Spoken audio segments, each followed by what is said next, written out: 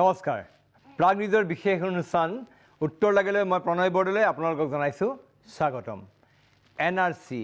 যিখন ৰাষ্ট্ৰীয় নাগৰিকপঞ্জী প্ৰকাশলৈ মাজত মাথোন 9টা দিন ইতিমধ্যে এনআৰসি প্ৰস্তুতৰ কামত এনআৰসি কৰ্তৃপক্ষ ব্যাপক ৰূপত ব্যস্ত হৈ পৰিছে আৰু এনআৰসিক লৈ সমগ্ৰ ৰাজ্য ইতিমধ্যে উত্তাল হৈ আছে এনআৰসি প্ৰকাশৰ পিছত কি হ'ব কি নহ'ব ইতিমধ্যে কেন্দ্ৰীয় গৃহ মন্ত্ৰালয়ে যোৱাকালি এটা নিৰ্দেশনা জাৰি কৰিছে ইতিমধ্যে কেন্দ্ৰীয় গৃহমন্ত্ৰী অমিত শ্বাহ মুখ্যমন্ত্ৰী সৰ্বানন্দ সোণোৱাল প্ৰমুখ্যে আমাৰ ৰাজ্য চৰকাৰ কেন্দ্ৰীয় চৰকাৰ এখন উচ্চস্তৰীয় বৈঠকৰ পিছত এই ঘোষণা কৰিছে যে এনআৰসিত যদিহে কোনো ব্যক্তিৰ নাম নাথাকে সেই ব্যক্তি বিদেশী ঘোষিত নহ'ব তাৰ লগতে কৈছে যে ফৰেনাৰ্ছ ট্ৰিবিউনেল যিখন বিদেশী ন্যায়াধিকৰণ তাত আবেদন কৰাৰ তাৰিখ 120 দিনলৈ বৃদ্ধি কৰিছে আৰু বহুবিলাক কথা কৈছে আৰু প্ৰকৃতাৰ্থত এতিয়াও এনআৰসিক লৈ মুখ্যমন্ত্ৰী প্ৰমুখ্যে বিজেপি বা শাসকীয় পক্ষৰ দল সংগঠনে ইতিমধ্যে অসন্তুষ্টি ব্যক্ত কৰি আছে এতিয়াও তেওঁলোকে সন্দেহ প্ৰকাশ কৰিছে যে তাত বিদেশী নাম অন্তৰ্ভুক্ত হয়তো হৈছে আৰু বহুবিলাক কথা হৈ আছে এই সময়ছোৱাত এই সন্দিক্ষণত এইবিলাক কথা কিমানবিলাক প্ৰাসংগিকতা আৰু কেন্দ্ৰীয় চৰকাৰে যি সিদ্ধান্ত শেহতীয়াভাৱে ল'লে এই সিদ্ধান্ত আৰু ৰহস্যকে এইবিলাক আমি কথা পাতিম আজিৰ আলোচনাত আমাৰ সৈতে আজি এইবিলাক প্ৰসংগ উত্তৰ বিচাৰৰ আমাৰ এই আলোচনাত আমাৰ সৈতে উপস্থিত আছে কমল নাৰায়ণ চৌধুৰী গুৱাহাটী উচ্চ ন্যায়ালয়ৰ এজন জ্যেষ্ঠ অধিবক্তা আমাৰ সৈতে আছে লক্ষ্মীনাথ তামুলী আমাৰ ৰাজ্যৰ এজন বিশিষ্ট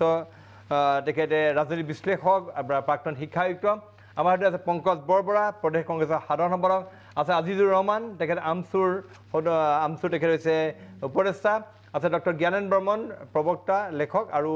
অলপ সময় পাছত আমাৰ সৈতে সংযুক্ত হ'ব সুভাষ দত্ত বিজেপি দলৰ মুখপাত্ৰ আৰু পোনপটীয়া সম্প্ৰচাৰ আমাৰ সৈতে আছে সদৌ অসম ছাত্ৰ সন্থাৰ তেখেত উপদেষ্টা ডক্টৰ সমুজ্জ্বল কুমাৰ ভট্টাচাৰ্যী মই ডক্টৰ ভট্টাচাৰ্যী যদি আমাৰ সৈতে আছে ডক্টৰ ভট্টাচাৰ্যী আমি খন্তেক সময় পিছত যাম মই কমল নাৰায়ণ চৌধুৰী আপোনাৰ পৰা আৰম্ভ কৰিছোঁ এই যিটো কেন্দ্ৰীয় চৰকাৰে শেহতীয়াভাৱে এই সন্দিক্ষণত যিটো কথা ঘোষণা কৰিছে যে এনআৰসিত নাম নাথাকিলেও ঘোষিত নহ'ব কোনো বিদেশী আৰু এই কথা মই জানিব বিচাৰিছোঁ শেহতীয়া যিটো কথা হৈ আছে এনআৰচিখন প্ৰস্তুত কৰা হৈছে বিদেশীমুক্ত অসম প্ৰস্তুত কৰা অসম এখন গঠন মানে গঢ়াৰ কাৰণে যে অসম এই এনআৰচিৰ জৰিয়তে আমাৰ অসমখন বিদেশীশূন্য হ'ব বিদেশীমুক্ত হ'ব কিন্তু যদি এনআৰচিত নাম নাথাকে তাক বিদেশী ঘোষণা কৰা নহয় মানে ঠিক আছে চৰকাৰ এইটো কথাটো এটা বেলেগ এটা এয়া থাকিব কিন্তু আপুনি কি ভাবে যে লিগেলি কথাটো কিমান দূৰ শুদ্ধ চাওক অমিত শ্বাহ ডাঙৰীয়াই যিটো বক্তব্য ৰাখিছে এইটো সম্পূৰ্ণ ৰাজনৈতিকভাৱে মানে ইনফ্লুৱেঞ্চ হৈছে তেনেকুৱা কোনো কথা হ'ব নোৱাৰে আপুনি যিটো কথা কৈছে এইটো একদম এবছলিউটলি কাৰেক্ট যে অসমত বিদেশী আছে সেইকাৰণে আপুনি যদি চাই 1950 চনত আইন কৰিলে IMDT আইন কৰিলে ফৰেনাৰ্ছ অৰ্ডাৰ মতে এইবিলাক ট্ৰাইব্যুনেল কৰিলে কিহৰ কাৰণে কৰিলে এইটো বিদেশী আছে কাৰণেহে কৰিছে এতিয়া কথাটো হ'ল 2003 চনত ভাৰত চৰকাৰে এখন ৰুল কৰিলে ৰুল কৰি কোৱা হ'ল যে এই ৰুলখনৰ আধাৰত এখন এনআৰচি প্ৰস্তুত কৰা হ'ব অসমৰ কাৰণে এটা সুকীয়া প্ৰচিডিউৰ প্ৰেছক্ৰাইব কৰিলে আৰু ৰেষ্ট অফ দি কাণ্ট্ৰিৰ কাৰণে এটা বেলেগ প্ৰচিডিউৰ প্ৰেছক্ৰাইব কৰিলে এতিয়া এনআৰচি যেতিয়া পূৰ্ণ খচৰাটো যেতিয়া ওলাই যাব যিবোৰ মানুহ বাদ পৰিব তেওঁলোক নিতান্তই তেওঁলোক বিদেশী তেওঁলোক আৰু স্বদেশী কৰাৰ এইটো আৰু ষড়যন্ত্ৰহে হ'ব লাগিব আইনগতভাৱে তেওঁলোক বিদেশী খালি কথাটো হ'ল সেই ৰুল 8ত কোৱা হৈছে যে এই যিটো এনআৰচি অথৰিটিৰ যিটো ডিক্লেৰেশ্যন সেইটোৰ এগেইনষ্টে তেওঁলোকে এটা আপিল কৰিব পাৰিব আগতে 60 দিন আছিলে এতিয়া ৰিচেণ্টলি 120 দিন কৰি দিলে সেইটোৰো এটা কথা আছে আপোনালোকে নিশ্চয় 13/8/2019ত যিটো সুপ্ৰিম কোৰ্টে যিটো ৰায় দিলে সেই ৰায়টোত কৈছে সেইটো অৱশ্যে আমাৰ প্ৰতীক হাজিলাৰ আবেদনৰ ওপৰতে কোৱা হৈছে তাতে কৈছে যে এই যিটো ছফ্ট কপি সেইটো দিব নালাগে অকল হাৰ্ড কপিহে দিব কিন্তু চিটিজেনশ্বিপ ৰুলছ মতে এপিল কৰিলে এটা চাৰ্টিফাইড কপি গাঁঠি দিব লাগে কিন্তু এটা চাৰ্টিফাইড কপিটোতো দিব নোৱাৰিব তো সেইকাৰণে এইবোৰ চব দিশ চাই পেলাই মই ভাবোঁ তেওঁলোকে 120 দিন কৰি দিছে আৰু চাওক আজি আমাৰ সংবিধানৰ যিটো মানে ছিষ্টেম এতিয়া ধৰক এক্সিকিউটিভ কাৰ্যপালিকা আছে ন্যায়পালিকা আছে লেজিসলেচাৰ আছে এই তিনিটা স্তৰত তিনিটাই আচলতে স্বাধীন খালি লেজিসলেচাৰক এটা পাৱাৰ দিছে power of judicial review over executive and legislature সেইটো নহয় যে জুডিচিয়াৰী কিবা ওপৰত আছে জুডিচিয়াৰীও তেওঁলোকে নিজৰ জায়গাত আছে কাৰ্যপালিকাও নিজৰ জাগাত আছে ন্যায় আমাৰ লেজিসলেচাৰো নিজৰ জাগাত আছে এনেকুৱা এটা সংবিধান ব্যৱস্থা থাকোঁতে এনেকুৱা ধৰণৰ মন্তব্য দিয়াটো মই ভাবোঁ দুৰ্ভাগ্যজনক দিয়া অনুচিত আচ্ছা মই আহিম আপোনাৰ ওচৰত আকৌ এবাৰ মই তামুল ডাঙৰীয়া আছে তামুল ডাঙৰীয়াৰ পৰা প্ৰাৰম্ভিক মন্তব্য লৈ লৈছোঁ যে কেন্দ্ৰীয় গৃহ মন্ত্ৰালয়ৰ যিটো শেহতীয়া ঘোষণা যে NRCত নাম নাথাকিলেও বিদেশী ঘোষিত নহ'ব বা ঘোষিত হ'ব নহ'ব তাৰ এটা প্ৰচিডিউৰ ঠিক আছে তেওঁলোকে ৰাখিছে কিন্তু এনেই যিখন NRC কৰা হৈছে আমি যিটো জানি আছোঁ যে NRCখন কৰা হৈছে বিদেশীমুক্ত অসম গঢ়াৰ কাৰণে বা বিদেশীমুক্ত অসম কৰাৰ কাৰণে এতিয়া NRCত নাম নাথাকিলে বিদেশী হ'ব নহয় এই শেহতীয়া যিটো ঘোষণা এই ঘোষণা সন্দৰ্ভত আপোনাৰ কি প্ৰাথমিক প্ৰতিক্ৰিয়া তেওঁলোকে অমিত শ্বাহে একো নতুন কথা কোৱা নাই আৰম্ভণিৰ পৰাই কেন্দ্ৰত বিজেপি চৰকাৰ আমাৰ ইয়াত সৰ্বানন্দ সোণোৱাল চৰকাৰ যিটো ৰাগত গান গাই আছে সেইটো ৰাগতে গান গাইছে কাৰণ তেতিয়াৰ পৰাই কৈ আছে তেওঁলোকে বিদেশী নেখেদে তাৰমানে প্ৰথমতে ভবা হৈছিল যে বিজেপি চৰকাৰ আহিছে তাৰমানে হিন্দু বাংলাদেশীখিনিক তাৰমানে ৰাখি পেলাই মুছলমানখিনিক খেদাব নেখেদায় তেওঁলোকক পোহনীয়া কৰি ৰাখিব তাৰমানে তেওঁলোকক ভোট লাগে গতিকে এই মানুহখিনিক ভীতিগ্ৰস্ত কৰি পেলাই তাৰমানে তেওঁলোকক ভোটাৰত পৰিণত কৰিব গতিকে নেখেদে কেতিয়াও নেখেদে নাগৰিকপঞ্জীখনৰ যিটো প্ৰক্ৰিয়া আৰম্ভ কৰিল সেইটো মই খোলোচাকেই কৈছোঁ সুপ্ৰিম কোৰ্টে এইটো মানে বাওঁকণিত পৰিণত কৰিলে একো নহয় তাৰপৰা কাহিনী পোৱালি নাযায় একো ফল নোলায় কাহিনীও নোলায় এই যে 120 দিন কৰিলে এতিয়া বা যিটো এপিলেট প্ৰক্ৰিয়া কৰিলে ইমানেই দীঘলীয়া হ'ব এইটো ক'ব নোৱাৰে এইটো ষ্টেজতে এপিলটো শেষ হ'ব এই এপিলটো এমাহত শেষ বা 2 মাহত 6 মাহত শেষ কৰিলে বুলি সময় বান্ধি দিব নোৱাৰা নাই জুডিচিয়েল প্ৰচিডিউৰে নিজৰ সময় ল'ব গতিকে এই সময় ইমানেই দীঘলীয়া হ'ব যে আমাৰ জীৱনকালত সেইবোৰ কেছ শেষ নহ'বও পাৰে এনেকুৱা অৱস্থা পাইছেগৈ মই ডক্টৰ সমুদ্ৰ কুমাৰ ভট্টাচাৰ্যৰ সৈতে যদি যোগাযোগ স্থাপন হৈছে মই তেওঁৰ ওচৰত যাব বিচাৰিছোঁ ডক্টৰ ভট্টাচাৰ্য সোনকালে মই যোগাযোগ স্থাপন কৰাৰ কাৰণে অনুৰোধ কৰিছোঁ মই আহিছোঁ সুভাষ দত্ত আমাৰ মাজত আছে বিজেপি দলৰ মুখপাত্ৰ শেহতীয়া যিটো আপোনাৰ NRC অহা 31 তাৰিখে প্ৰকাশ পাব তাৰ আগতে আপোনালোকৰ ফালৰ পৰা ইতিমধ্যে NRCক লৈ যথেষ্ট অসন্তুষ্টি প্ৰকাশ কৰিছে আপোনালোকৰ ফালৰ পৰা সন্দেহ প্ৰকাশ কৰিছে যে NRCত হয়তো বহু বিদেশী লোকৰ নাম অন্তৰ্ভুক্ত হ'ব পাৰে তাৰপিছতো আপোনালোকে কালি এটা কেন্দ্ৰীয় গৃহ মন্ত্ৰালয়ে এটা নিৰ্দেশ দিলে যে NRCত নাম নাথাকিলেও কোনো লোক বিদেশী ঘোষিত নহ'ব এই সমগ্ৰ সেই শেহতীয়াকৈ এই 31 জানুৱাৰী 31 আগষ্ট প্ৰকাশ পাবলগীয়া NRC সন্দৰ্ভত আপোনাৰ প্ৰাথমিক প্ৰতিক্ৰিয়া কি আপুনি কি বুলি ভাবি আছে আপোনালোকে ভাৰতীয় জনতা পাৰ্টীয়ে এখন শুদ্ধ ৰাষ্ট্ৰীয় নাগৰিকপঞ্জী বিচাৰিছে নাগৰিকপঞ্জীখন হ'লেই নহ'ব নাগৰিকপঞ্জীখন শুদ্ধ হ'ব লাগিব আৰু ৰাষ্ট্ৰীয় নাগৰিকপঞ্জীখনত প্ৰতিজন ভাৰতীয় নাগৰিক প্ৰকৃত ভাৰতীয় নাগৰিকে ৰাষ্ট্ৰীয় নাগৰিকপঞ্জীত ঠাই পাব লাগিব আৰু নাগৰিকপঞ্জীখন বিদেশী মুক্ত হ'ব লাগিব আৰু যাতে কোনো বিদেশী নাম যাতে ৰাষ্ট্ৰীয় নাগৰিকপঞ্জীখনৰ অন্তৰ্ভুক্ত নহয় সেইটো আমি বিচাৰোঁ আৰু শেহতীয়াকৈ ৰাষ্ট্ৰীয় নাগৰিকপঞ্জীৰ সন্দৰ্ভত বিশেষকৈ ৰাষ্ট্ৰীয় নাগৰিকপঞ্জীৰ যিজন সমন্বয়ক প্ৰতীক হাজেলা তেখেতৰ যিটো ভূমিকা এই ভূমিকাটোৱে এই সন্দেহটোৰ উদ্বেগ ঘটাইছে যে ৰাষ্ট্ৰীয় নাগৰিকপঞ্জী উন্নীতকৰণৰ ক্ষেত্ৰত যিবিলাক ৰাইজে বিচৰাৰ ধৰণে যিবিলাক কাম কাজ হ'ব লাগিছিল বা যিদৰে উন্নীতকৰণ প্ৰক্ৰিয়াটোত যিখিনি তেখেতসকলে যিটো ভূমিকা গ্ৰহণ কৰিছে সেই ভূমিকাটোত সন্দেহৰ অৱকাশ আছে আৰু সেইকাৰণে কোৱা হৈছে যে যদি ৰাষ্ট্ৰীয় নাগৰিকপঞ্জীখন ডাঙৰীয়াই বিদেশীক এইখন ৰাষ্ট্ৰীয় নাগৰিকপঞ্জীত তেওঁলোকৰ নাম প্ৰৱেশৰ সুবিধা কৰি দিছে নাই চাওক ৰাষ্ট্ৰীয় নাগৰিকপঞ্জীখন আমি সম্পূৰ্ণ শুদ্ধ হোৱাটো বিচাৰিছোঁ আৰু যিহেতু নেকি মৰিগাঁও বা দৰঙত ইতিমধ্যে ট্ৰিবিউনেলে যিসকলক বিদেশী বুলি ঘোষণা কৰিছিল তেনেকুৱা মানুহৰ নামো ৰাষ্ট্ৰীয় নাগৰিকপঞ্জীত ড্ৰাফটত অন্তৰ্ভুক্ত হৈছিল আৰু এই কথা বতৰাবিলাক সুপ্ৰিম কোৰ্টৰ তেখেতসকলে ছাবমিট কৰা যিবিলাক এফিডেভিট আছে এইবিলাকত ওলাইছে সেইকাৰণে আমি এটা কথা আমাৰ চৰকাৰৰ ফালৰ পৰা কোৱা হৈছে যে ৰাষ্ট্ৰীয় নাগৰিকপঞ্জীখনত যদি তেনেকৈ কোনোবা বিদেশীৰ নাম অন্তৰ্ভুক্ত হোৱাটো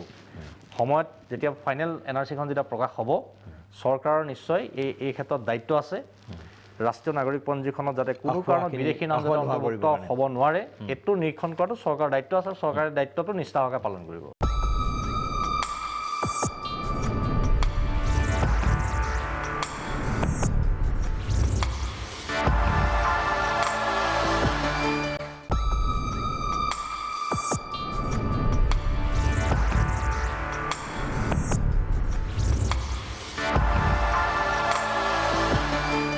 কেন্দ্ৰীয় গৃহ মন্ত্ৰালয়ে যিটো শেহতীয়া ঘোষণা কৰিলে এই সন্দৰ্ভত আমচুৰ কি বক্তব্য আছে যোৱাকালি যিটো ষ্টেটমেণ্ট আহিছে এইটো সম্পূৰ্ণ ৰাজনৈতিক ষ্টেটমেণ্ট কাৰণ NRCখন হৈ আছে যিটো ৰুলৰ আণ্ডাৰত এই ৰুলটো হৈছিলে 2003 আৰু 2009ত এমেণ্ডমেণ্ট কৰি অসমৰ কাৰণে এটা স্পেচিয়েল প্ৰভিজন দিয়া হৈছিল আৰু ক্ল'জ 8ৰ যিটো কথা যিটো ক্ল'জৰ আণ্ডাৰত এপিল কৰিব এইটো 2003তে আছে গতিকে 2003ৰ পৰা 2019লৈকে আমি এইবিলাক কথা পাহৰি আছোঁ আমি গমেই নাপাওঁ সেইটো ৰুলত চলি আছে কিন্তু হঠাৎ কৰি যোৱাকালি আমাৰ মাননীয় মুখ্যমন্ত্ৰী ডাঙৰীয়াৰ লগত বৈঠক কৰি এটা ষ্টেটমেণ্ট দি দিয়া হ'ল যে NRCত যিসকলৰ নাম নাহিব তেওঁলোকক বিদেশী বুলি কোৱা নহ'ব এইটো কোৱাৰ কোনো যুক্তি নাই কাৰণ ইতিমধ্যে ৰুলতেই আছে এইটো কথাটো এই মানুহবিলাকক চান্স দিয়া হ'ব এপিল কৰিবৰ কাৰণে এপিলত যদি তেখেত যদি হাৰি যায় ট্ৰাইব্যুনেলে ডিক্লেয়াৰ কৰিব আৰু এটা কথা স্পষ্ট যে এইটো ফৰেনাৰ্ছ এক্ট 1946 মতে কেৱল মাত্ৰ ফৰেনাৰ্ছ ট্ৰাইব্যুনেলেহে কোনোবা এজন ব্যক্তিক ফৰেনাৰ বুলি ক'ব পাৰিব গতিকে ফৰেনাৰ্ছ এক্টৰ ৰুল যিটো বনাইছিলে যে ফৰেনাৰ্ছ ট্ৰাইব্যুনেল অৰ্ডাৰ 1964 সেইমতে ট্ৰাইব্যুনেলবিলাক হৈছে অসমত আৰু ট্ৰাইব্যুনেলে বিগত কালত অসমত বহু লোকক বিদেশী হিচাপে ডিক্লেয়াৰ কৰিছে আৰু ট্ৰাইব্যুনেলে ডিক্লেয়াৰ কৰাৰ আগতে আপুনি বা মই বা কোনো চৰকাৰে এজন মানুহক বিদেশী বুলি ক'ব নোৱাৰে এইটো আইনৰ কথা আৰু আমাতকৈ বেছি অভিজ্ঞ আমাৰ ছাৰ আছে চৌধুৰী ছাৰ তেখেতে ক'ব পাৰিব কিন্তু যোৱাকালিৰ বক্তব্যটো আচলতে মানুহক বিভ্ৰান্তি কৰিবৰ কাৰণে আৰু কিছুদিন ধৰি তেখেতসকলে বিচাৰি আছে যে NRCৰ কামটো পিছুৱাব লাগে ডিলে হ'ব লাগে বিভিন্ন কাৰণ তেওঁলোকৰ কি মানে এই এখন NRC হৈ গ'লে অসমত সম্ভৱতঃ এই বিদেশী সমস্যাটো চূড়ান্ত সমাধান হৈ যাব ৰাজনীতি কৰিবৰ কাৰণে তেওঁলোকে ইছ্যু নাথাকিব গতিকে বিভিন্ন কাৰণ লৈ ৰাজ্য চৰকাৰ কেন্দ্ৰীয় চৰকাৰে উচ্চতম ন্যায়ালয়তো আবেদন দাখিল কৰিছিল ৰিভেৰিফিকেশ্যনৰ এটা অজুহাত লৈ গতিকে তেওঁলোকে উচ্চতম ন্যায়ালয়তো যেতিয়া মুক্ত খেঁচা খালে এতিয়া ৰাজনৈতিকভাৱে বক্তব্য দি ৰাইজৰ মাজত এটা সন্দেহৰ বীজ ৰোপণ কৰিব বিচাৰিছে বিভ্ৰান্তি সৃষ্টি কৰিব বিচাৰি আছে যাতে ৰাইজে অতদিনে যিটো আশা কৰি আছিল যে উচ্চতম ন্যায়ালয়ৰ তত্ত্বাৱধানত এখন NRC হৈ আছে এই NRCখন হ'লে অন্তত অসমত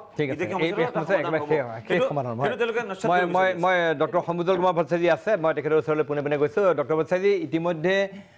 NRC প্ৰকাশলৈ মাজত মাত্ৰ 9টাকৈ দিন আছে আৰু এই সন্ধিখনত এই সময়ত NRCৰ যিজন মুখ্য সমন্বয়ক প্ৰতীক হাজেলাৰ ওপৰতো শাসকীয় পক্ষে বিভিন্ন ধৰণৰ সন্দেহ প্ৰকাশ কৰিছে তেওঁলোকে বিভিন্ন আঁসোৱা মুক্ত হোৱা নাই বুলি তেওঁলোকে ক'ব বিচাৰিছে আৰু তেওঁলোকে বিচাৰিছিল যে এইখন NRC প্ৰকাশ নহওক বা আৰু অলপ বিলম্ব হওক বা তেওঁলোকে এইখন উচ্চতম ন্যায়ালয়ৰ ওচৰ চাপিছিলে শেহতীয়াকৈ তেওঁলোকে আৰু এটা কথা কৈছে যে NRCত নাম নাথাকিলে কোনো বিদেশী নহ'ব বুলিও তেওঁলোকে কেন্দ্ৰীয় গৃহ মন্ত্ৰালয়ে যোৱাকালি ঘোষণা কৰিছে ট্ৰিবিউনেলত আপত্তি দাখিলৰ দিনো তেওঁলোকে বঢ়াই দিলে এই শেহতীয়া এই যিবিলাক ডেভেলপমেণ্ট এই সন্দৰ্ভত সদৌ অসম ছাত্ৰ সন্থাৰ আপোনাৰ কি প্ৰতিক্ৰিয়া চাওক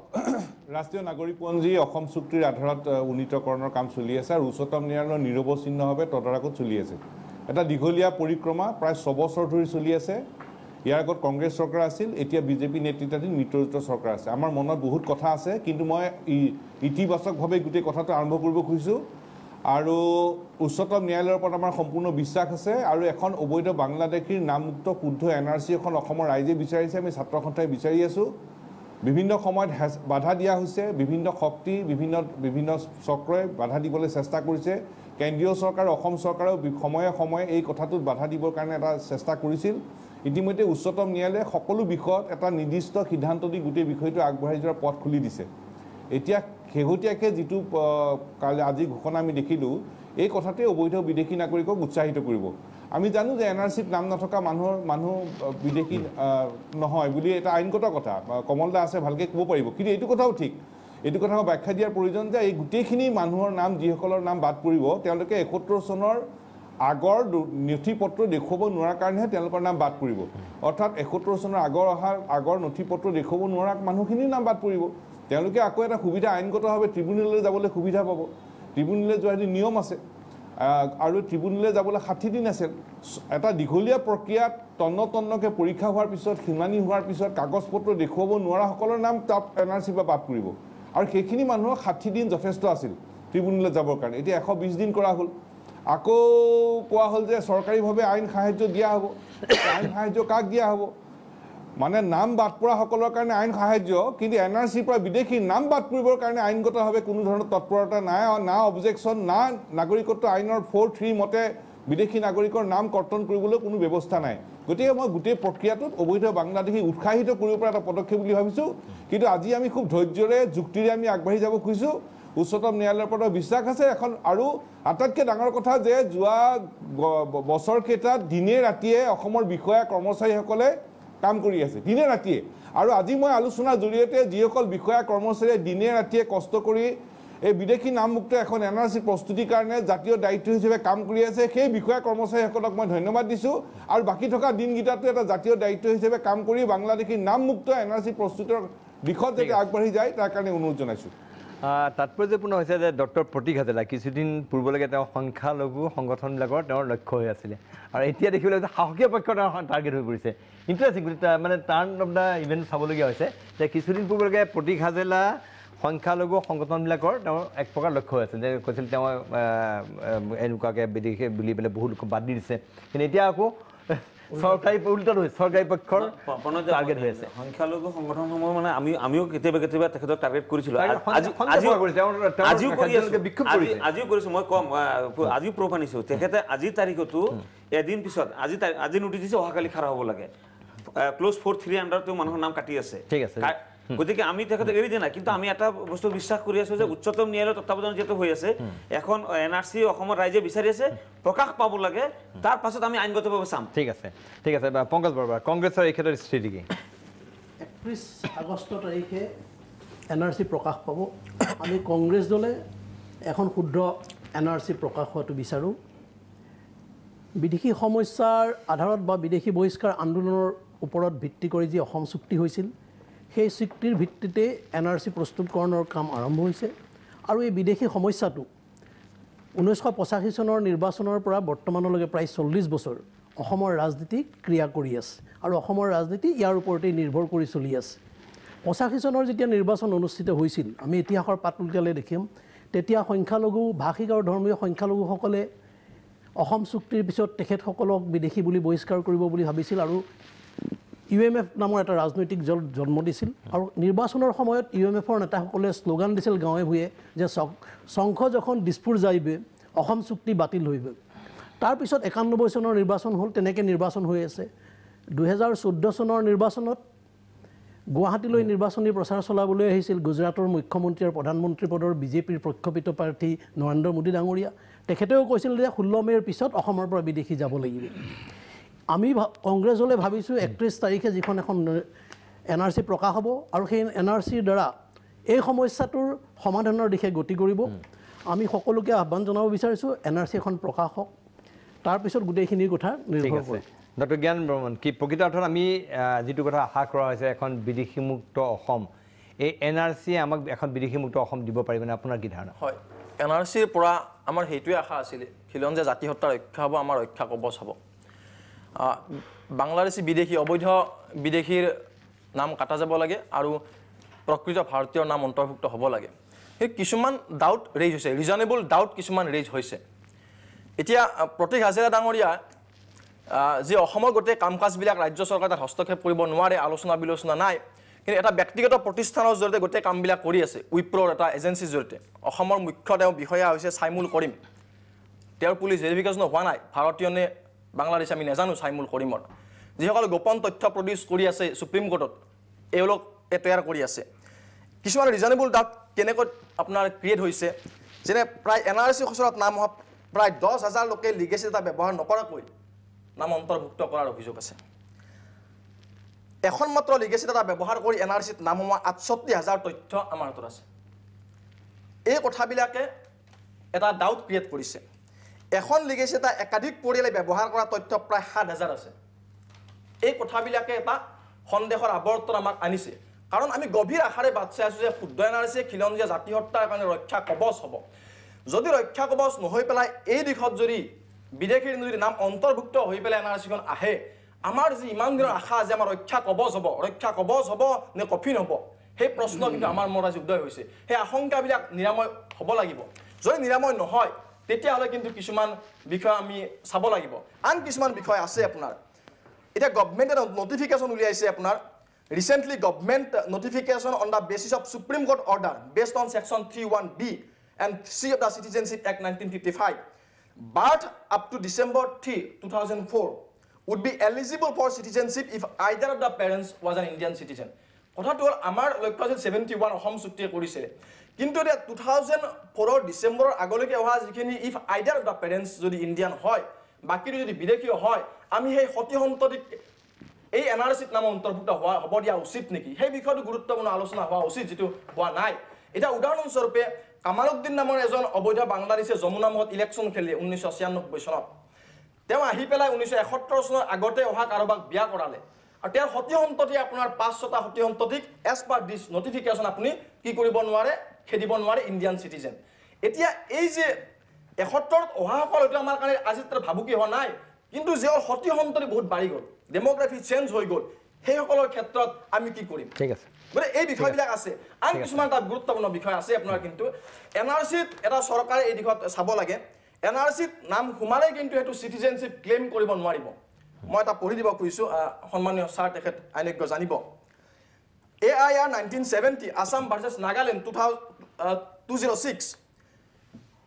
The Guwahati High Court in a test case 1967 the Guwahati High Court refused to consider the copy of an entry in NRC 1951 as admissible proof of one's citizenship. গতিকে মই এইটো কথা বিষয় একাই উল্লেখ কৰিছো যদি খিলঞ্জিয়াৰ অনুকূলে NRC নহয় চৰকাৰে এই অপচনবিলাক বিচাৰি পেলাই আইন প্ৰণয়ন কৰিব লাগে ঠিক আছে মই সৰুৰে এইখিনি এই আইনগত কথা যিখিনি উল্লেখ কৰিছে এইখিনি মই বুজাই দিছোঁ এখেতে এইটো ভাল কথাই কৈছে যে অবৈধ বিদেশীৰ মানে যিকোনো এজনৰ যদি মানে ল'ৰা ছোৱালী 3 ডিচেম্বৰ 2004 লৈকে জন্ম পায় তেওঁলোকে মানে ভাৰতৰ যিখন প্ৰচলিত আজিৰ তাৰিখত আইন আছে সেইমতে তেওঁ নাগৰিকত্ব পাব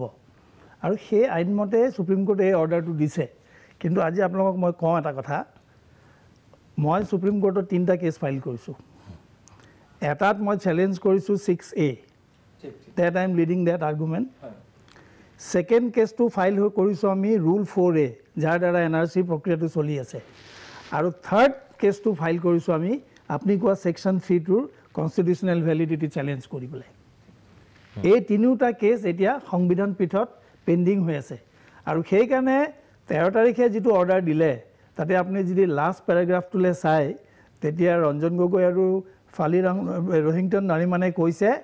যে 562 আৰু 311 যেটো অৰ্ডাৰ দিব হেতুৱে NRCৰ কথাটো ডিপেন্ড কৰিব তা আসলতে কথাটো কি জানে এই এতিয়া NRC লৈ আমি বহুত চিঞৰ বাখৰ কৰি আছো কালি যদি আমাৰ পেটিশনটো এলাও হয় নিৰ এই NRCটো পানীত পৰি গ'ল এটা অহাৰ হৈ যাব এই 2000 কোটি টকা পানীত পৰিব তো মই ভাবো সুপ্ৰিম কোৰ্টেও ভুল কৰিছে সুপ্ৰিম কোৰ্টে আমাৰ কনস্টিটিউশনৰ বেঞ্চৰ মেটাৰটো আগে শুনিব লাগিছিল তাৰ পিছত এই মেটাৰটো শুনিব লাগিছিল in fact that was I made that prayer before the Supreme Court not once twice those prayers were rejected কিন্তু ultimately 13 তাৰিখে যেতিয়া তেওঁলোকে অৰ্ডাৰটো দিলে কৈ দিলে যে it will be subject to the outcome of 562 ultimately চাওক এই 71 কৰাৰ কোনো বেচিস নাই আজি মেঘালয়ত আপোনাৰ 51 for 19748 আমাৰ অসমত 71 এটো কোন দেখৰ আই সেইটো হিয়াৰিং হ'ব মই যদি 51 মানে এটো হলে 48 হ'ব লাগে 19748 না 51 টো এখানে কৈছো দাদা মানে 51 ত এখন NRC প্ৰস্তুত হৈছিল সেইকাৰণে 51 টো যদি বেচিস কৰি লয় আমাৰ ক'ব লাগে মই অকমান ডক্টৰ বছে ওচৰলৈ গৈছো ডক্টৰ বছে মানে আৰু এটা কথা কৈ লৈছো আজি চাওক বিজেপি গভৰ্ণমেণ্টে এটা কথা বাৰে বাৰে কৈ আছে যিবিলাক মানুহে ধৰক ৰিলিজিয়াছ পাৰসিকিউশন হৈছে তেওঁলোকক আমি ভাৰতত স্থান দিম সক 947 চনতো একেই পৰিস্থিতি আছিল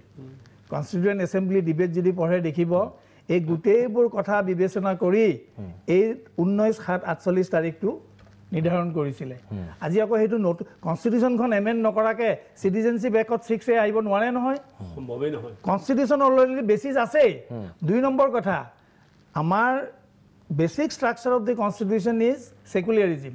ইয়াতে ধৰ্মৰ ভিত্তিতে কাকো নাগৰিকত্ব দিয়া হ'ব নোৱাৰে এটো কোনো ক্ষেত্ৰতে ন্যায়ালয়ত এটো মানে টিকিব নোৱাৰে কেতিয়াও টিকিব নোৱাৰে এইটো এটা গুৰুত্বপূৰ্ণ প্ৰসংগ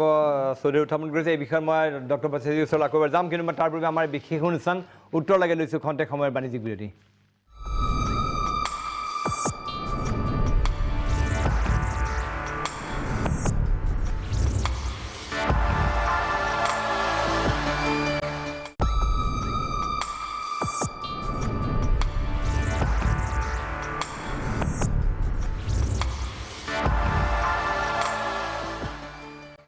খন্তেক সময়ৰ বিৰতিৰ পিছত পুনৰ উভতি আহিছোঁ প্ৰাগ নিজৰ বিশেষ অনুষ্ঠান উত্তৰ লাগে মাজলৈ। আজি আমি গুৰুত্বপূৰ্ণ প্ৰসংগ এটা লৈ পেলাই আমি আলোচনা কৰি আছোঁ আৰু এই প্ৰসংগৰ সৃষ্টি কৰা কেতবোৰ প্ৰশ্নৰ উত্তৰ বিচাৰি আছোঁ। আমি পোনে পোনে গৈছোঁ। ডক্টৰ সমুজল কুমাৰ ভট্টাচাৰ্যী আমাৰ সৈতে পোনপটীয়া সম্প্ৰচাৰ আছে। ডক্টৰ ভট্টাচাৰ্যী, এই কেন্দ্ৰীয় চৰকাৰে আৰু লগতে আমাৰ ৰাজ্য চৰকাৰে NRCৰ এই শেহতীয়া যিখিনি কাম কাজক লৈ যথেষ্ট অসন্তুষ্টি প্ৰকাশ কৰিছে। তেওঁলোকে বাৰম্বাৰ আমি দেখিবলৈ পাইছোঁ প্ৰতিষেধক আক্ৰমণৰ লক্ষ্য হৈ পৰিছে। তেওঁলোকে NRC বিলম্বিত কৰিব বিচাৰিছে। এই গোটেই প্ৰক্ৰিয়া আচলতে এনেকুৱা এটা সন্দেহৰ অৱকাশ বা সাহসীয় পক্ষৰ বিৰুদ্ধে এইটো এটা অভিযোগ আছে যে তেওঁলোকে হিন্দু বাংলাদেশীক ৰক্ষণাবেক্ষণ দিব বিচাৰিছে বা তেওঁলোকক ইয়াত সংস্থাপিত কৰিব বিচাৰিছে। এই গোটেই প্ৰসংগ সন্দৰ্ভত আপোনাৰ কি বক্তব্য আছে? হয়, মোক মই অলপ সময় লওঁ আপোনাৰ পৰা। কেইবাটাও প্ৰশ্ন আপুনি উত্থাপন কৰিছে। তাৰ আগতে মই কমল নাৰায়ণ চণ্ডীদাৰ কমল দাই কেইটামান খুব আইনগত কথা কৈছে। কমল দাক আমি সন্মান কৰোঁ। এইটো কথা ঠিক যে ঐতিহাসিক অসম আন্দোলনৰ পিছত ঐতিহাসিক অসম চুক্তি সম্পাদিত হৈছিল আৰু আমি চুক্তিৰ মৰ্মে আমি গোটেই বিষয়টো আগবাঢ়ি যোৱাটো বিচাৰিছোঁ। আৰু সেই সময়ত আমিও আন্দোলনকাৰী আছিলোঁ। এইটো কথা ঠিক যে সেই সময়ত সেইখনেই বেছ চুক্তি আছিল। এতিয়া এইটো বিষয়ত দ্বন্দ্ব আছে। কোনোবাই কয় যে 51 চন হ'ব লাগে, কোনোবাই কয় 71 চন হ'ব লাগে। কিন্তু আমি অসম চুক্তিৰ আধাৰতে আগবাঢ়ি যাব খোজোঁ আৰু সেইটো আমাৰ একেবাৰে স্পষ্ট স্থিতি। এতিয়া এই বিষয়ত আইনগতভাৱে চেলেঞ্জ হৈছে। কমল দা তাত ওকালতি কৰিছে গোটেই বিষয়টো লৈ। আৰু এই সম্পৰ্কত 6A চেলেঞ্জ কৰি যিটো কেছ হৈছিল সেই সম্পৰ্কত ইতিমধ্যে কনষ্টিটিউশ্যন বেঞ্চত তাত এইটো পঠিয়াই দিয়া হৈছে। আৰু তাত সেই সম্পৰ্কত যিটো ৰায় আছিল 2014 চনৰ 17 ডিচেম্বৰ, তাত এটা কথা কৈছিল, this better be place as section 6A of the Citizenship Act must be deemed to be valid until the larger bench decide this matter, will proceed for the purpose of this order on the footing that 6A of the citizenship is valid. সেই supreme কোৰ্টে স্পষ্ট কৰিছে যে 6A valid আৰু যেতিয়ালৈ constitution বেঞ্চে নকয়। গতিকে আমি অসম চুক্তিৰ স্বাক্ষৰকাৰী হিচাপে আমি চুক্তি মৰ্মে গোটেই বিষয়টো আগুৱাই নিয়াটো আমি পক্ষপাতি। আৰু কমল দাই কৈছে 3টা কেছত তেখেতসকলে আবেদন কৰিছে। তাৰে এটা কেছত যিটো দীপক নাথে কৰিছে কেছ, সেইটোত আমি ইণ্টাৰভেন কৰিছোঁ। 31AB বিদেশীৰ সতী সন্ততিয়ে নাগৰিকত্ব পোৱা বিষয়টোতো আমি তাত আবেদনকাৰী হৈছোঁ আৰু সেইটোত আমি চেলেঞ্জ কৰিছোঁ। আৰু 2 নম্বৰ কথা মই আপোনাক জনাই থওঁ যে অসম চুক্তিৰ স্বাক্ষৰিত হ'ল আৰু 71 চন কাট অফ ডেট ঠিক হ'ল। নাগৰিকত্ব আইন সংশোধন হ'ল। 87ত প্ৰথম সংশোধন হৈছে আৰু 87ত সংশোধন হওঁতে অসমত অগপ দলৰ চৰকাৰ আছিল প্ৰফুল্ল মহন্তৰ নেতৃত্বত আৰু দিল্লীত কংগ্ৰেছ চৰকাৰ আছিল। দ্বিতীয়বাৰ সংশোধন হ'ল। সেই দ্বিতীয়বাৰ সংশোধন হওঁতে দিল্লীত আছিল বিজেপি নেতৃত্বাধীন চৰকাৰ, অসমত আছিল কংগ্ৰেছ চৰকাৰ। অৰ্থাৎ এই 3টা দলেই বিদেশী সতী সন্ততিক নাগৰিকত্ব দিয়াৰ ব্যৱস্থাটো পৰি গৈছে। গতিকে কোনে কি কৰিছে এইটো তথ্যৰে ইতিমধ্যে প্ৰমাণ হৈছে। গতিকে কনষ্টিটিউশ্যন বেঞ্চত দিয়া আছে আৰু আইনৰ ওপৰত আমাৰ বিশ্বাস আছে আৰু আমাৰ দৃঢ় বিশ্বাস আইনে আমাক এটা ন্যায় দিব। এতিয়া মই আনটো বিষয়লৈ আহিলে আপুনি কেইবাটাও প্ৰশ্ন উত্থাপন কৰিছে আৰু ইতিমধ্যে বৰ্মন ডাঙৰীয়াও কেইটামান কথা মই কোৱা শুনিলোঁ। তাৰ আগতে মই কথা এটা ক'ব খোজোঁ, যোৱাকালি সন্মানীয় মুখ্যমন্ত্ৰী ডাঙৰীয়াই কোৱা বুলি মই বাতৰি কাকতত ওলোৱা বাতৰি কৈছোঁ। তেখেতে কৈছে নাই মই নাজানো, কিন্তু বাতৰি কাকতত মই টিভিত দেখিছোঁ যে NRC 31 তাৰিখে ওলাব, কিন্তু NRC ওলোৱাৰ পিছত যদি কিবা থাকে গণতান্ত্ৰিকভাৱে গোটেই বিষয়টো আগুৱাই নিয়া যাব। সেই গণতান্ত্ৰিক বিষয়টো কি আমি কিন্তু এতিয়াও স্পষ্ট নহয়। 1 2 নম্বৰ কথাটো কোৱা হৈছে, আজি বাতৰি কাকতত পৰিছে যে বিধায়িনী ব্যৱস্থা লোৱা হ'ব। NRC 31 তাৰিখে ওলাব, তাৰপিছত বিধায়িনী ব্যৱস্থা লোৱা হ'ব। বিধায়িনী ব্যৱস্থাটো কি মানে কি বিধায়িনী ব্যৱস্থা ল'ব এই সম্পৰ্কত কিন্তু আমি সকলো অস্পষ্ট। 2 3 নম্বৰ কথা এটা কথা আপোনাক কৈ থওঁ যে প্ৰতীক হাজেলা ডাঙৰীয়া আপোনাৰ বা মোৰ কাৰো মোমাৰে পুতেক নহয়। তেওঁ এজন কোৰ্ট এপইণ্টেড অফিচাৰ এজন। আৰু এইটো কথা ঠিক যে NRCৰ যদি দীৰ্ঘদীয়া পৰিক্ৰমা চাই NRC উন্নীতকৰণৰ সিদ্ধান্ত হৈছিল ত্ৰিপাক্ষিক আলোচনাত বিষয়া পৰ্যায়ত। তাৰপিছত আহিল প্ৰধানমন্ত্ৰী স্তৰ 2005, তেতিয়া মনমোহন সিং ডাঙৰীয়া আছিল। 2005ৰ পৰা 2010লৈকে কামটো কিন্তু আগবঢ়া নাছিল, যদিও তাত ডাইৰেক্টৰেট বা কিবা কিবি কাম লৈ আগবাঢ়ি গ'ল। 2010ত পিল্লাই ডাঙৰীয়া হোম ছেক্ৰেটাৰী থাকোঁতে পাইলট প্ৰজেক্টৰ কাম আৰম্ভ হ'ল। পাইলট প্ৰজেক্টত বৰপেটাত কোনে কাম বন্ধ কৰিলে আমি সকলোৱে জানো। আমছু আৰু আন সকলো সংগঠন আছিল, এইবোৰ কথা আমি সকলোৱে জানো। তাৰপিছত আকৌ গ্ৰুপ অফ মিনিষ্টাৰ হ'ল, ফৰ্ম ঠিক হ'ল, আছো 26টা সংগঠন আমি লগ লাগিলোঁ, ফৰ্মবোৰ আমি সকলোৱে একেলগে মানি ল'লোঁ। আমাৰ পৰামৰ্শৰ মতে ফৰ্ম বনোৱা হ'ল। তাৰপিছত সুপ্ৰিম কোৰ্টে আছাম পাব্লিক ৱৰ্কছে তাত কেছ কৰিলে, আমি তাত ইণ্টাৰভিনাৰ হ'লোঁ। তেতিয়াৰ পৰা উচ্চতম ন্যায়ালয়ে নিৰৱচ্ছিন্নভাৱে চাই আছে। আৰু তাৰপিছত যেতিয়া সেই সময়টো কংগ্ৰেছ দলে 2014 চনলৈকে সন্মানীয় মুখ্যমন্ত্ৰী সেই সময়ৰ তৰুণ গগৈ ডাঙৰীয়াই 2014 চনলৈকে অহা বিদেশীৰ নাম অন্তৰ্ভুক্ত কৰিবলৈ শপতনামা দিছিল। কোৰ্টে নামানিলে। তেতিয়া আমি সকলোৱে খং খাইছিলোঁ যে কিয় দিব, নামানো আমি। সেইটো কংগ্ৰেছ দলৰ এটা পৰিক্ৰমাৰ কথা ক'লোঁ। তাৰপিছত আহিল সন্মানীয় মুখ্যমন্ত্ৰী সৰ্বানন্দ সোণোৱাল ডাঙৰীয়াৰ নেতৃত্বত মিত্ৰজোঁটৰ চৰকাৰ আৰু সন্মানীয় মুখ্যমন্ত্ৰী সৰ্বানন্দ সোণোৱাল ডাঙৰীয়াই দিছপুৰত নিজৰ আসনত বহাৰ আগতে NRC কাৰ্যালয়লৈ গৈছিল আমি সকলোৱে ভাল পাইছিলোঁ আদৰণি জনাইছিলোঁ যে এটা ইতিবাচক কথা এটা যোগাত্মক এটা বাৰ্তা গোটেই অসমত গৈছিল কিন্তু তাৰ ছমাহমান পিছৰ পৰা আমি দেখিলোঁ যে খেলিমেলি বিষয়াৰ মাজত মিল নাই অসম চৰকাৰৰ বিষয়া আৰু সমন্বয়কৰ মাজত মিল নাই এইবোৰ কথা আমি তেতিয়া উল্লেখ কৰিছোঁ কিন্তু এই সম্পৰ্কত এই গোটেই বিষয়টো আগবাঢ়ি গৈ গৈ উচ্চতম ন্যায়ালয়ে কিন্তু নিৰৱচ্ছিন্ন তদাৰক কৰি আছে আৰু সেই সময়ত প্ৰথম কামটো কি আমি কি আশা কৰিছোঁ যে এখন মিত্ৰজোঁটৰ চৰকাৰ আহিল গোটেই অসমত য'ত যি লাগে অফিচাৰ বহাই লৈ বাংলাদেশী নামমুক্ত NRCখন আগুৱাই নিব লাগে য'ত যেনেকৈ অফিচাৰ লাগে কংগ্ৰেছে শাসনত থকা যদি অফিচাৰ বদলাব লগা বদলাই বাংলাদেশী নাম কাটিব পৰা আইনমতে তেনে বিষয় বহাই কাম আগবঢ়াব লাগে আগদিন নাবাঢ়িল বিষয় বদলি হ'ল গোটেই অসমত বিৰেখা বদলি কৰি দিয়া হ'ল কিন্তু এই ধৰণৰ কিন্তু কোনো এটা ডিজাইন লৈ কিন্তু আগবঢ়া নহ'ল কোনো পৰিকল্পনা বা ৰূপৰেখা নহ'ল আগবাঢ়ি গৈ থাকিল দুইখন চৰকাৰে বিচাৰিলে সময় তেতিয়া দুইখন চৰকাৰে সময় বিচাৰোঁতে উচ্চতম ন্যায়ালয়ে সময় নিদি ফাৰ্ষ্ট ড্ৰাফ্ট প্ৰকাশ কৰিব দিল আকৌ পিছত চৰকাৰে ক'লে আমাক আৰু সময় লাগে এবছৰমানেই লাগে তেতিয়াও উচ্চতম ন্যায়ালয়ে ক'লে নহয় ফাইনেল ড্ৰাফ্ট প্ৰকাশ হ'ব তাৰমানে গোটেই কথাটো দীঘলীয়া কৰি ৰখাৰ এটা ব্যৱস্থা আছিল আৰু NRCখন প্ৰকাশ হ'ব নালাগে বাংলাদেশীৰ নামমুক্ত তাৰপিছত যেতিয়া ফাৰ্ষ্ট ড্ৰাফ্ট ফাইনেল ড্ৰাফ্ট যেতিয়া ওলাল এই কথাবোৰ আজি পাতিব লাগিব যেতিয়া 40 লাখ মানুহৰ নাম যেতিয়া বাদ পৰিল তেতিয়া সেই সময়ত আপুনি মনত ৰাখিব সেই সময়ত অমিত শ্বাহ ডাঙৰীয়াই সংসদৰ মজিয়াত কৈছিল যে আমাৰ হিম্মত আছিল আমি হিম্মত দেখুৱালোঁ অৰ্থাৎ তেখেতসকলে এইটো তেওঁলোকে অভিভাৱকত্ব ল'লে যে আমি কৰি দেখুৱালোঁ সেই সময়ত সন্মানীয় অসমৰ মুখ্যমন্ত্ৰী ডাঙৰীয়াই ইতিবাচকভাৱে ক'লে যে এখন ভাল দলিল হ'ল মুখ্যমন্ত্ৰী সেই প্ৰাক্তন মুখ্যমন্ত্ৰী তৰুণ গগৈ ডাঙৰীয়াই ক'লে এইটো মোৰ ব্ৰেইন চাইল্ড এই ধৰণে গৈ গ'ল আৰু গৈ যেতিয়া আগবাঢ়ি গ'ল উচ্চতম ন্যায়ালয়ে প্ৰথম ক'লে যে সীমান্ত অঞ্চলত বা আন গোটেই অসমৰ জিলাবিলাকত কিমান হৈছে এখন তালিকা দিব লাগে আৰু তাৰ ওপৰত প্ৰয়োজন হ'লে 10% ভেৰিফিকেশ্যন কৰিম বুলি হাজেলা ডাঙৰীয়াৰ পৰা মডেলিটি বিচাৰিলে মডেলিটি দাখিল কৰিলে আৰু ক্লেইম অবজেকশ্যনৰ ওপৰত কেন্দ্ৰীয় চৰকাৰ অসম চৰকাৰ আৰু হাজেলা ডাঙৰীয়াক এখন SOP দিবলৈ ক'লে SOPৰ ওপৰত আলোচনা হ'ল সেই সময়ত হাজেলা ডাঙৰীয়াক চিল এনভেলপত এটা ৰিপৰ্ট দিবলৈ ক'লে আমি ভাবিছোঁ চিল এনভেলপত বা কি দিয়ে চিল এনভেলপত কোৰ্টে মাজে মাজে তেখেতৰ পৰা ৰিপৰ্ট বিচাৰে এইটো অধিকাৰ আছে কোৰ্টৰ আৰু সেই সময়ত কোৰ্টত সমন্বয়কগৰাকীয়ে কৈছিলে যে 15টা ডকুমেণ্ট যি ডকুমেণ্টক লৈ পেলাই NRCৰ প্ৰপত্ৰ পূৰণ কৰিছে 15টা ডকুমেণ্ট নহয় ক্লেইম অবজেকশ্যন নিৰাময়ৰ কাৰণে 10টা ডকুমেণ্ট লাগে আৰু তেতিয়া কোৰ্টে ক'লে যে চিল এনভেলপত থকা ৰিপৰ্টটো সকলোৱে পাব লাগে আমি তেতিয়া আবেদনকাৰী হিচাপে পাইছিলোঁ আৰু সেই ৰিপৰ্টটোত কি আছিল ৰিপৰ্টটোত আছিল যে ইয়াত ডকুমেণ্ট ট্ৰেডিং হৈ ধৰা পৰিছে সমন্বয়ক আৰু তেওঁলোকৰ টীমটোৱে ধৰা পেলাইছে আৰু ডকুমেণ্ট বগাছ ভুৱা হয় ধৰা পৰিছে অসমত থকা পৰিয়ালে নিজৰ নামটো NRCত অন্তৰ্ভুক্ত কৰিবলৈ আবেদন জনাইছে অনুসন্ধানত ধৰা পৰিল ব্যক্তিজন ইয়াত আছে পৰিয়ালটো বাংলাদেশত আছে আদি এখন বিস্তৃত প্ৰতিবেদন আৰু সেইকাৰণে ক'লে যে এনেধৰণৰ যেতিয়া বাংলাদেশীয়ে ভুল তথ্যৰে নাম সোমাবলৈ চেষ্টা কৰিছে ক্লেইম অবজেকশ্যনত 15টা ডকুমেণ্ট দিব নালাগে 10টা দিব লাগে আমি সদৌ অসম ছাত্ৰ সন্থাই 10টাৰ সমৰ্থন কৰি আবেদন দিছিলোঁ কিন্তু কেন্দ্ৰীয় চৰকাৰ অসম চৰকাৰে 15টা ডকুমেণ্ট দিবলৈ কৈছিল আমছুৱে আৰু জমিয়ত উলেমা হিন্দকে ধৰি বাকীবিলাকে কিন্তু কংগ্ৰেছ দলেও 15টা ডকুমেণ্টৰ সপক্ষে মতামত দিছিল যুক্তি হ'ল প্ৰথমতে ন্যায়ালয়ে ক'লে যে প্ৰথম 10টা ডকুমেণ্ট দি আৰম্ভ কৰক এমাহ কাল 10টা ডকুমেণ্টলৈ ক্লেইম অবজেকশ্যন হৈছিল তাৰপিছত কেন্দ্ৰীয় চৰকাৰ অসম চৰকাৰে আৰু বাকীসকলে যেতিয়া উপৰি লাগিল আইনগত যুদ্ধ হ'ল তেতিয়া ক'লে যে নহয় 15টা ডকুমেণ্টে হ'ব এতিয়া 15টা জেগাত 20টা হৈছে অৰ্থাৎ যিখন চৰকাৰে আজি বাংলাদেশী নাম কৰ্তনৰ কথা কয় সেই সময়ত বাংলাদেশী নাম সোমাবৰ কাৰণে দৰ্জাখন বন্ধ কৰাৰ ব্যৱস্থা নকৰিলে আজি আপুনি সীমান্তৱৰ্তী অঞ্চলৰ কথা কৈছে মোক আধা ছেকেণ্ড দিয়ক মই সীমান্তৱৰ্তী অঞ্চলৰ কথা কৈ আছে মই নাম নকওঁ কাৰণ 9টা দিন আছে কোনো বিষয়ৰ নাম মই উল্লেখ কৰিব খোজা নাই ইলেকশ্যনৰ আগে ইলেকশ্যনৰ অজুহাতত বহু বিষয়ে ডিচিবিলাক ট্ৰেন্সফাৰ কৰি দিয়া হ'ল যিবোৰ জিলাত উপায়ুক্তসকলে ভাল কাম কৰিছিল তেওঁলোকক আঁতৰোৱা হ'ল যিবোৰ জিলাত বেয়া কাম হৈছিল সেইবোৰ উপায়ুক্ত ঠাইতে থাকিল মই নাম নকওঁ কাৰণ 9 দিন আছে কামত আঘাত পৰিব আৰু আজি 31 তাৰিখে NRC প্ৰকাশ কৰা দিন ঘোষণা কৰাৰ সময়ত 20 দিন আগত কেন্দ্ৰীয় চৰকাৰ অসম চৰকাৰে দাখিল কৰিলে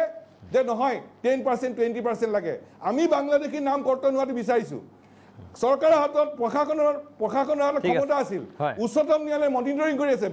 গোটেই মেচিনেৰীটো অসম চৰকাৰৰ তাত 443 এপ্লাই কৰি চৌমত পাৱাৰ ব্যৱহাৰ কৰিব পাৰিছিল কাঢ়িব লাগিছিল নকৰিলে অবজেকশ্যন দিয়াৰ ব্যৱস্থা কৰিব লাগিছিল নকৰিলে ঠিক আছে আপুনি কেতবোৰ ডক্টৰ বাছে আপুনি কেতবোৰ গুৰুত্বপূৰ্ণ অভিযোগ আনিছে সুভাষ দত্ত কি ক'ব যে কেতবোৰ NRC প্ৰস্তুতৰ কামত আপোনালোকে ডেলিভাৰেটলি ইচ্ছাকৃতভাৱে বিধি পথালি দিয়াৰ এক গুৰুত্বপূৰ্ণ অভিযোগ আনিছে ডক্টৰ ভট্টাচাৰ্যই কি ক'ব নাই চাওক এইটো তেখেতৰ বক্তব্যতে এই কথাটো ওলাইছে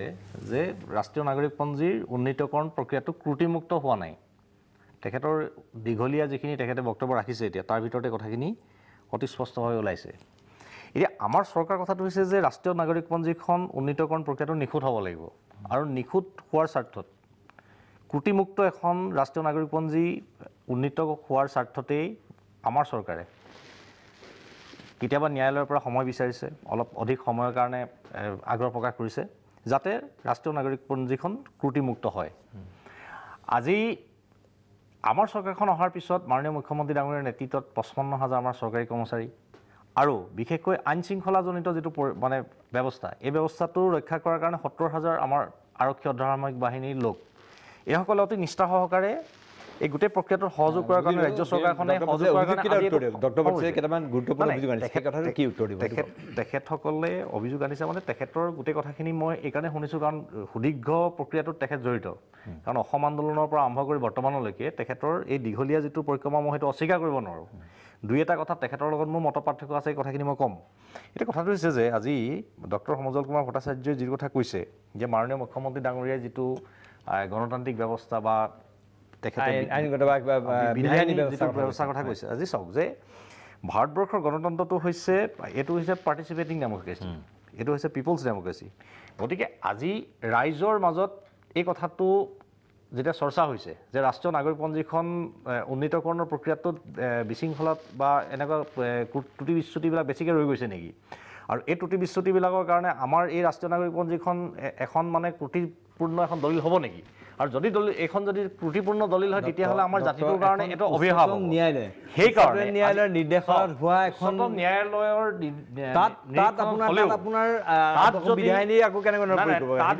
তাত যদি ত্ৰুটি বিচ্যুতি থাকি যায়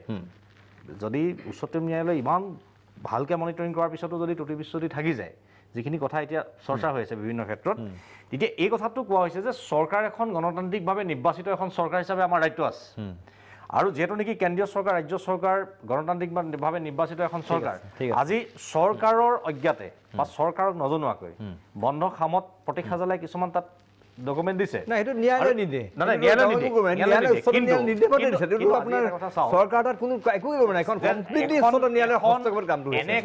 এনেকুৱা কি চিক্ৰেট ডকুমেণ্ট হ'ল এনেকুৱা কি ৰাষ্ট্ৰীয় মানে হেৰি হ'ল এইটো নেশ্যনেল চিক্ৰেচি হ'ল গণতান্ত্ৰিকভাৱে নিৰ্বাচিত আজি চাওক আজি আপোনালোকে কথাটো মই কোৱা নাই গতিকে মোৰ কথাটো হ'ল এনেকুৱা ধৰণৰ যে প্ৰতীক হাজেলা ডাঙৰীয়াই হঠাৎ সুপ্ৰিম কোৰ্টত কৈ দিলে যে 27% ৰিভেৰিফিকেশ্যন হৈছে এতিয়া 27% যে ৰিভেৰিফিকেশ্যন হ'ল কেনেকৈ হ'ল কি প্ৰক্ৰিয়া কৰিলে এই কথাটো কিন্তু গোটেই অসমৰ ৰাইজ এই ক্ষেত্ৰত কিন্তু মানে অৱগত নহয় গতিকে ৰাইজক অৱগত নকৰাকৈ যিবিলাক কাম কাজ কৰিছে তাৰ পাছত যদি এজনো বিদেশীৰ নাম যদি ৰাষ্ট্ৰীয় নাগৰিকপঞ্জীখনত থাকে তেতিয়াহ'লে নিৰ্বাচিত চৰকাৰ হিচাপে গণতান্ত্ৰিকভাৱে ব্যৱস্থা গ্ৰহণ কৰাৰ অধিকাৰটো দায়িত্বটো চৰকাৰৰ থাকিব আৰু লগে লগে মই এই কথাটো কৈছোঁ যে বিধায়িনী আজি চাওক যে আজি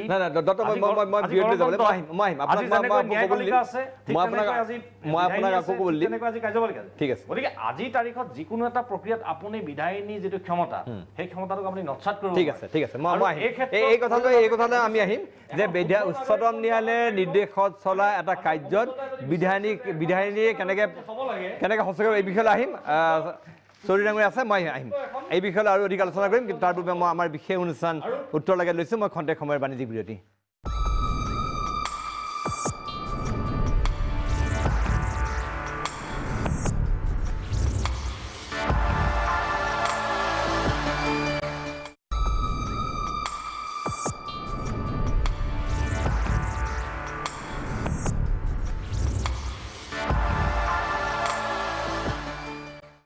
খন্তেক সময়ৰ বিৰতিৰ পিছত পুনৰ উভতি আহিছোঁ প্ৰাগ নিউজৰ বিশেষ অনুষ্ঠান উত্তৰ লাগে মাজলৈ আজি আমি NRCৰ প্ৰসংগত কেতবোৰ গুৰুত্বপূৰ্ণ প্ৰশ্নৰ উত্তৰ বিচাৰি আছোঁ আমি বিৰতিলৈ যোৱাৰ পূৰ্বে সুভাষ দত্তই কেতবোৰ কথা কৈছিলে যে ন্যায়ালয়ৰ ক্ষমতা তাত বিধায়িনীত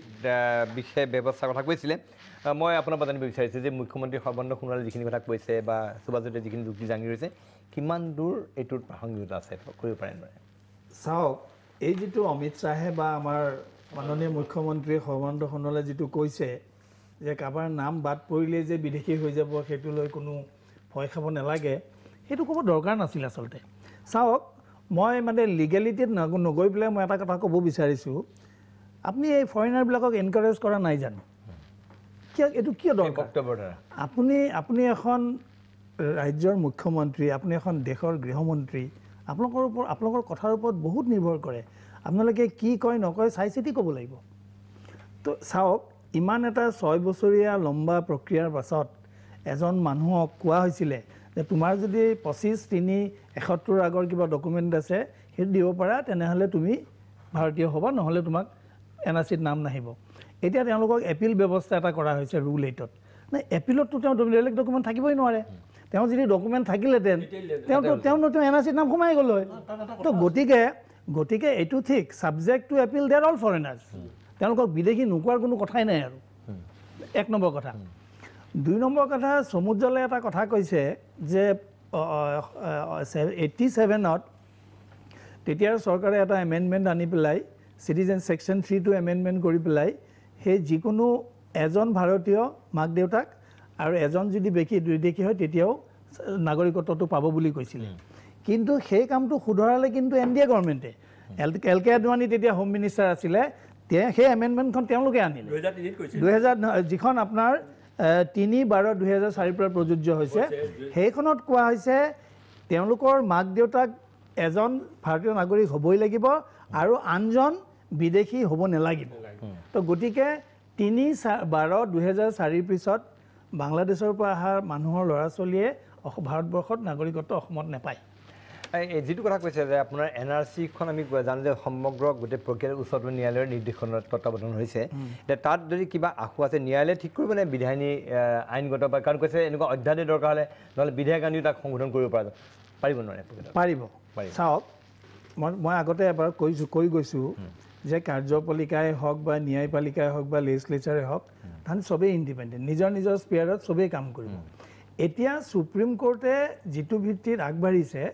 কাৰণ 6A আছে আজিৰ তাৰিখত, যিটো অলপ আগতে সমুজ্জ্বলে কৈছে যে আমাৰ কেছটো যেতিয়া কনষ্টিটিউশ্যন বেঞ্চত ৰেফাৰ কৰে তেওঁলোকে প্ৰচিড কৰিলে যে আজিৰ তাৰিখত 6A বৈধ, গতিকে কাট অফ ডেটটো 25/3/71 হ'ব। ঠিক আছে, হা। আচ্ছা, এতিয়া কথাটো হ'ল সেইমতে কামটো চলি আছে। এতিয়া আমাৰ প্ৰশ্নটো হৈছে 25/3/71 হিচাপে যিখন বনাইছে সেইখন কিবা ভুল আছে নেকি? নেচাৰেলি এজ এ গভৰ্ণমেণ্ট কনচাৰ্ণটো হ'বই গভৰ্ণমেণ্ট এখনত। আৰু দেখা যায় কিছুমান ডিষ্ট্ৰিক্ট যিবিলাক বৰ্ডাৰিং বাংলাদেশ, তাতে exclusion rate is only 8%। Naturally government এখনৰ স্বাভাৱিকতে এটা সন্দেহৰ থল আছে। তেনে ক্ষেত্ৰত তেওঁলোকে ৰিভেৰিফিকেশ্যন বিচৰাটো মই ভাবোঁ পূৰ্ণ যুক্তিযুক্ততা আছে। আৰু ন্যায়ালয়ে এইটো নাকচ কৰাটো মই বুজি পোৱা নাই, এইটো কৰা উচিত নাছিলে। আচ্ছা, ঠিক আছে। 2 নম্বৰ কথা মই কৈছোঁ, 2 নম্বৰ কথা চাওক, লেজিছলেচাৰৰ যিটো পাৱাৰ, কালি যদি কোৰ্টৰ জাজমেণ্টটো বেচিছটো লৈ গৈ পেলাই তেওঁলোকে কি এখন বিধায়ক আনে, তেনেহ'লে সেইখন আইনগতভাৱে মানি ল'ব লাগিব। মই আহিম পংকজ বৰুৱা, মই আহিম তামোল ডাঙৰীয়া। আপুনি ইতিমধ্যে এইখন বাওকণি হ'ব বুলি বা এইটো এটা কথা মই জইন কৰোঁ। তেখেতে প্ৰথমতে এটা কথা কৈছে, তাত কিন্তু বহু এনেকুৱা ব্যক্তিৰ নাম আছে, ছবিলাল উপাধ্যায়ৰ পৰিয়ালৰ নাম কটা গৈছে। 2-এটা ভুল হ'ব পাৰে, হয়। আপুনি যি কৈছে গোটেইখিনি নাম বদল ইমান এটা জাইগান্তিক এক্সাৰচাইজ পৃথিৱীত মই নাভাবোঁ এনেকুৱা এক্সাৰচাইজ ক'ৰবাত হৈছে বুলি। গোটেই মানুহখিনি নাম গ'ল, গোটেইখিনি বাংলাদেশী, মানে এইটো অমিত শ্বাহে ক'ব নালাগিছিল। সেই ক্ষেত্ৰত কৈছে যে এনেকুৱা কিছুমান ব্যক্তিৰ নাম আছে, পূৰ্ণ বাহাদুৰ তামোলপুৰত আইএনএৰ চলজাৰ পূৰ্ণ বাহাদুৰ ছেত্ৰীৰ নাম পৰিছে, হয়। সেইকাৰণে এই বস্তুক লাগিব, বিসংগতি হ'ব পাৰে, হয়। সেইখিনি এই মানুহখিনিৰ নাম লয়, গোটেইখিনি বাংলাদেশী, সেইকাৰণে এপিলৰ প্ৰভিজন আছে। য়েছ, সেইকাৰণে এপিলৰ আপোনাৰ কথাটোৰ লগত মই যোগ কৰিব খোজো না, সেইকাৰণে এপিলত যাব। তেখেতে আপুনি কৈছে গোটেইখিনি মানুহে এইটো ক'ব নালাগিছিল, মই সেই কথাটো ৰিজনেবল ডাউটটো মই তামোল ডাঙৰীয়া, আপুনি ইতিমধ্যে বাওকণি বুলি অভিহিত কৰিছে, কিন্তু এই অহা 31 তাৰিখে প্ৰকাশ পাব এইখনলৈ আপুনি এতিয়াও সম্পূৰ্ণ হতাশ? মুঠেই মোৰ আস্থা নাই, মুঠেই বিশ্বাস নাই। প্ৰথম কথা হ'ল কি, মই প্ৰথমেই কৈছোঁ 2015 চনৰ 26 জুনত প্ৰকাশিত আৰ্টিকেলতে কৈছিলোঁ যে টেবুল এখন, টলষ্টয়ে কৈছিলে, টেবুল এখন চাফা কৰিবলৈ লোৱা কাপোৰখন চাফা হ'ব লাগিব। হা, কিন্তু যি 16টা নথিৰে NRC প্ৰিপেয়াৰ কৰিবলৈ গোটেইখিনি ভেজাল, এতিয়াতো কৈছে সকলোৱে চবেই ভেজাল, সেই ভেজাল নথিৰে কেনেকৈ এখন নিৰ্ভেজাল NRC প্ৰস্তুত কৰিব পাৰে। মই তেতিয়াই কৈছিলোঁ যে চৰকাৰী নথি হিচাপে হয়তো NRC এখন থাকিব কিন্তু অসমীয়া জাতি নাথাকিব মই 15 চনৰ 26 জুনত প্ৰকাশিত আৰ্টিকলটো মই লিখি দিছিলোঁ এতিয়া সেইটোকে হ'বলৈ গৈ আছে সৰ্বানন্দ সোণোৱালে যি কৈছে যে তৰুণ গগৈৰ ভাষা তৰুণ গগৈ আশা এওঁৰ ভাষাত প্ৰকাশিত হৈছে তৰুণ গগৈ সেইটোৱে কৈছিল প্ৰাণৰ মায়াত যিসকল আহিছে শেহতীয়ালৈকে যিসকল আহিছে সকলোকে আচল নাগৰিকত্ব দি দিয়া যাওক সেই কথাটোকে শৰ্মা এটা কথা কৈছোঁ সৰ্বানন্দ সোণোৱালৰ কেছটোত পেৰাগ্ৰাফ 26ত সুপ্ৰিম কোৰ্টে এটা কথা কৈছে যে নৰ্মেলি যদি এজন মানুহে কয় যে মই ভাৰতৰ নাগৰিক মই কি ডকুমেণ্টৰ ওপৰত ৰিলাই কৰিম তাতে কিন্তু দুটা নে তিনিটাহে আছে মাটিৰ কাগজ পাতি বা কিবা অফিচিয়েল গভৰ্ণমেণ্ট চাৰ্টিফিকেট বা কিবা ছাৰ্ভিচ ইউনিভাৰ্চিটিৰ ডকুমেণ্টছ এনেকুৱা কেইটামান কিন্তু এই যে আপোনাৰ ৰেচন কাৰ্ড আপোনাৰ 10 টকা দিলেও পায় ভাৰতবৰ্ষত সেইখন বাৰু কাৰোবাৰ কাৰণে আৰু হ'ব পাৰে নেকি সেইটো কিন্তু আছুৱে কিয় এগ্ৰী কৰিছিলে সেইটোৱে কিন্তু মই বুজি নাপালোঁ আচলতে গোটেই বস্তুটো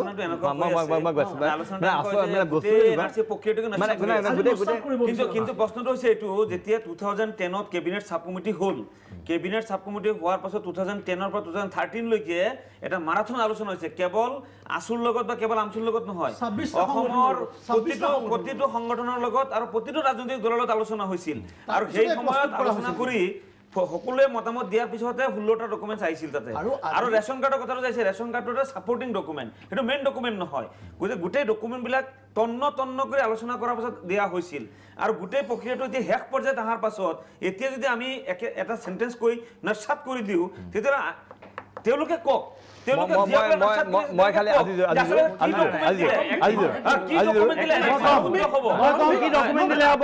সুপ্ৰিম কোৰ্টে কৈ থৈছে মই নতুনকে ক'ব নালাগে সুপ্ৰিম কোৰ্টে কৈয়ে থৈছে আজি ভুক্তভোগী আমি আজি কিছুদিন আগতে 4জন লোক নিহত হ'ব লগা হৈছে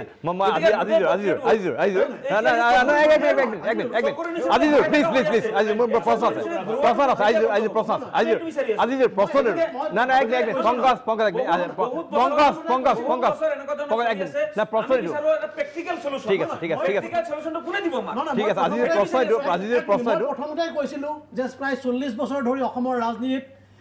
এই বিদেশী নাগৰিক বুলি কৈ কিছুমান মানুহক হাৰাশাস্তি কৰি থকা হৈছিল এই সমস্যাটোৰ কিছু এটা সমাধানৰ দিশে গৈছে আমি সকলোৱে অসমৰ সমগ্ৰ সমূহ ৰাইজে এতিয়া এই বস্তুটো গ্ৰহণ কৰিবলৈ বা এই বস্তুলৈ আমি ধৈৰ্যৰে আজি এই পৰিস্থিতিৰ কাৰণে আপোনালোকৰ দলো সমানে দেই কংগ্ৰেছৰ হেমাহিৰ কাৰণে কংগ্ৰেছৰ হেতালিৰ কাৰণে দিয়ে বছৰ অসমৰ আজি এই নাগৰিকপঞ্জী কথা আহিলে অকল আপোনালোকৰ কাৰণে আপোনালোকৰ মূল দায়ী এইটো ক'বলৈ দিয়ক এতিয়া অসম আন্দোলনৰ আপুনি ক'ব মই তাৰ আগতে মই খন্তেক সময়ৰ বাণিজ্যিক বিৰতি লৈ লৈছোঁ তাৰপিছত মই পংকজ বৰাৰ ওচৰলৈ আহিম সুভাষ দত্ত ডক্টৰ জ্ঞানমন তেওঁলোকক ক'ব বিচাৰিছে তেওঁলোকৰ ওচৰলৈ আহিম কিন্তু তাৰ পূৰ্বে মই লৈছোঁ খন্তেক সময়ৰ বাণিজ্যিক বিৰতি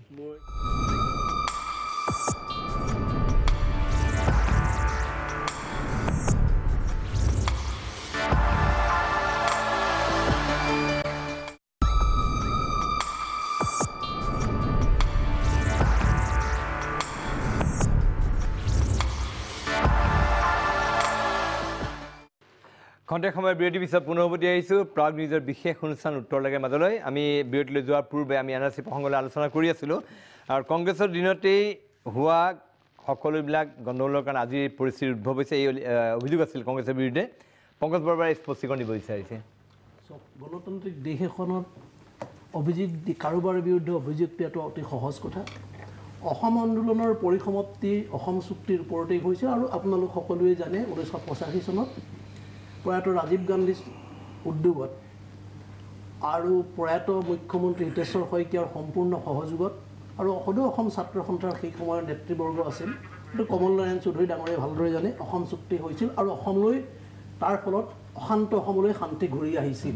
আৰু অসম চুক্তিৰ ভিত্তিতেই যিটো আছিল আমি 2005 চনৰ পৰাই নাগৰিকপঞ্জী প্ৰস্তুতকৰণৰ কাম কৰা হৈছিল আজিজুৰ ৰহমানে আগতেই কৈছে একপক্ষভাৱে আমাৰ কেতিয়াও কৰা হোৱা নাছিল সেই সময়ৰ প্ৰধানমন্ত্ৰী মনমোহন সিং ডাঙৰীয়া আছিল অসমৰ সকলো ৰাজনৈতিক দল সকলো জনগোষ্ঠীয় সংগঠন আপোনালোকে ইমান দিনে বাংলাদেশী মুছলমানক লৈ যিটো ৰাজনীতি কৰিলে কংগ্ৰেছে গণতন্ত্ৰৰ স্বাৰ্থত আৰু গণতন্ত্ৰৰ স্বাৰ্থত আৰু ধৰ্ম নিৰপেক্ষৰ স্বাৰ্থতে ৰাজনীতি কৰিছে কংগ্ৰেছে কোনোদিনাই কোনো সংখ্যালঘুৰ কাৰণে ৰাজনীতি সমগ্ৰ ভাৰতৰ মানুহৰ দৰিদ্ৰ মানুহৰ কাৰণে আমাৰ ৰাজনীতি কৰিছে ঠিক আছে মই ডক্টৰ সমুদ্ৰ ভট্টাচাৰ্যৰ ওচৰলৈ গৈছোঁ ডক্টৰ ভট্টাচাৰ্য এই কথাটো যিটো কথা দেখা গৈছে শেহতীয়া কাণ্ড কাৰখানা যে শেহতীয়া যিবিলাক ঘটনা প্ৰবাহ হৈ আছে এই ঘটনা প্ৰবাহবিলাকে এনেকুৱা এটা হ'ব পাৰে নেকি যে NRCৰ গ্ৰহণযোগ্যতাকে এটা সময়ত গৈ চৰকাৰখনে নাকচ কৰি দিব পাৰে এনেকুৱা এটা পৰিস্থিতি হ'ব পাৰে নেকি মই আপোনাক তাৰ আগতে এটা কথা কৈ লওঁ কমলদাক আমি খুব শ্ৰদ্ধা কৰোঁ কমলদাই কৈ গ'ল এই 31AB কথাটো কৈ গৈছে আচলতে বাজপেয়ী আদবানীয়ে আমাক কোনো ৰক্ষা কৰি যোৱা নাই এতিয়াও 31AB আছে 2004 চনৰ পিছত অহা বোধ কৰোঁ কমলদাই ভালকৈ জানিব 2004 চনৰ পিছত অহাবিলাকৰ জন্মসূত্ৰে তেওঁলোকে নাগৰিকত্ব নাপায় এতিয়া শেহতীয়াকৈ উচ্চতম ন্যায়ালয়ৰ যিটো জাজমেণ্ট দিছে 87লৈকে অহা যিবিলাকৰ সঠিক সন্ততি তেওঁলোকৰ নাম NRCত নোসোমায় subject to the approval of the constitution bench 87 2004 তেওঁলোকৰ পিতৃৰ যদি লিগেচি লৈ NRCত যদি আবেদন কৰিছে আনজন যদি বিদেশী হয় তেওঁৰ নামটো NRCত সোমাব subject to the approval of the constitution bench গতিকে কংগ্ৰেছ বিজেপি AGP এই তিনিটা থাকোঁতে কিন্তু জাতিৰ ধ্বংসী সিদ্ধান্তটো হ'ল আৰু এটা কমলদাৰ কথা কৈ থওঁ যে ৰেচন কাৰ্ডটো মানি লোৱা নাই এইটো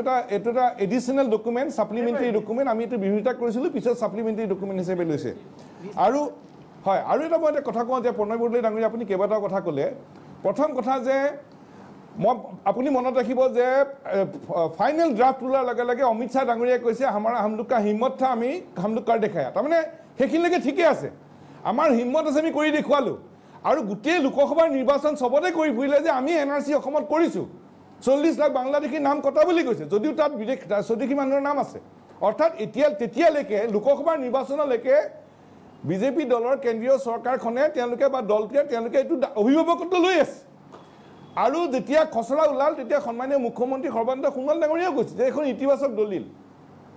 আকৌ এই মাজৰ পৰিক্ৰমাৰ পিছত এইবাৰ যেতিয়া 15 আগষ্টত যেতিয়া ৰাষ্ট্ৰীয় পতাকা উত্তোলন কৰি অসমৰ সন্মানীয় মুখ্যমন্ত্ৰী সৰ্বানন্দ সোণোৱাল ডাঙৰীয়াই কৈছে যে এখন ঐতিহাসিক দস্তাবেজ হ'ব এগৰাকী সন্মানীয় মুখ্যমন্ত্ৰীয়ে কোৱা কথা তাৰ পিছত এতিয়া বাকীখিনি পৰিক্ৰমা মই তথ্যই দি গৈছোঁ মই ব্যাখ্যা দিবলৈ নাযাওঁ আন এটা বিষয় চাব যে আমি হাতে কামে কি কৰিছোঁ নে কৰা নাই উচ্চতম ন্যায়ালয়ৰ মনিটৰিং মেচিনাৰী কিন্তু অসম গভৰ্ণমেণ্টৰ সেইটো কিন্তু পাহৰি গ'লে নহ'ব DC ADC চাৰ্কুলাৰ অফিচাৰ কাৰ পলিটিকেলি কাৰ কথা শুনিব উচ্চতম ন্যায়ালয়ৰ নিৰ্দেশহে হ'ব কিন্তু মন থাকিলে সকলো কাম কাৰ্যকৰী কৰিব পাৰি যোৱা এটা বছৰ মই এটা তথ্য দিওঁ এটা অসম চৰকাৰে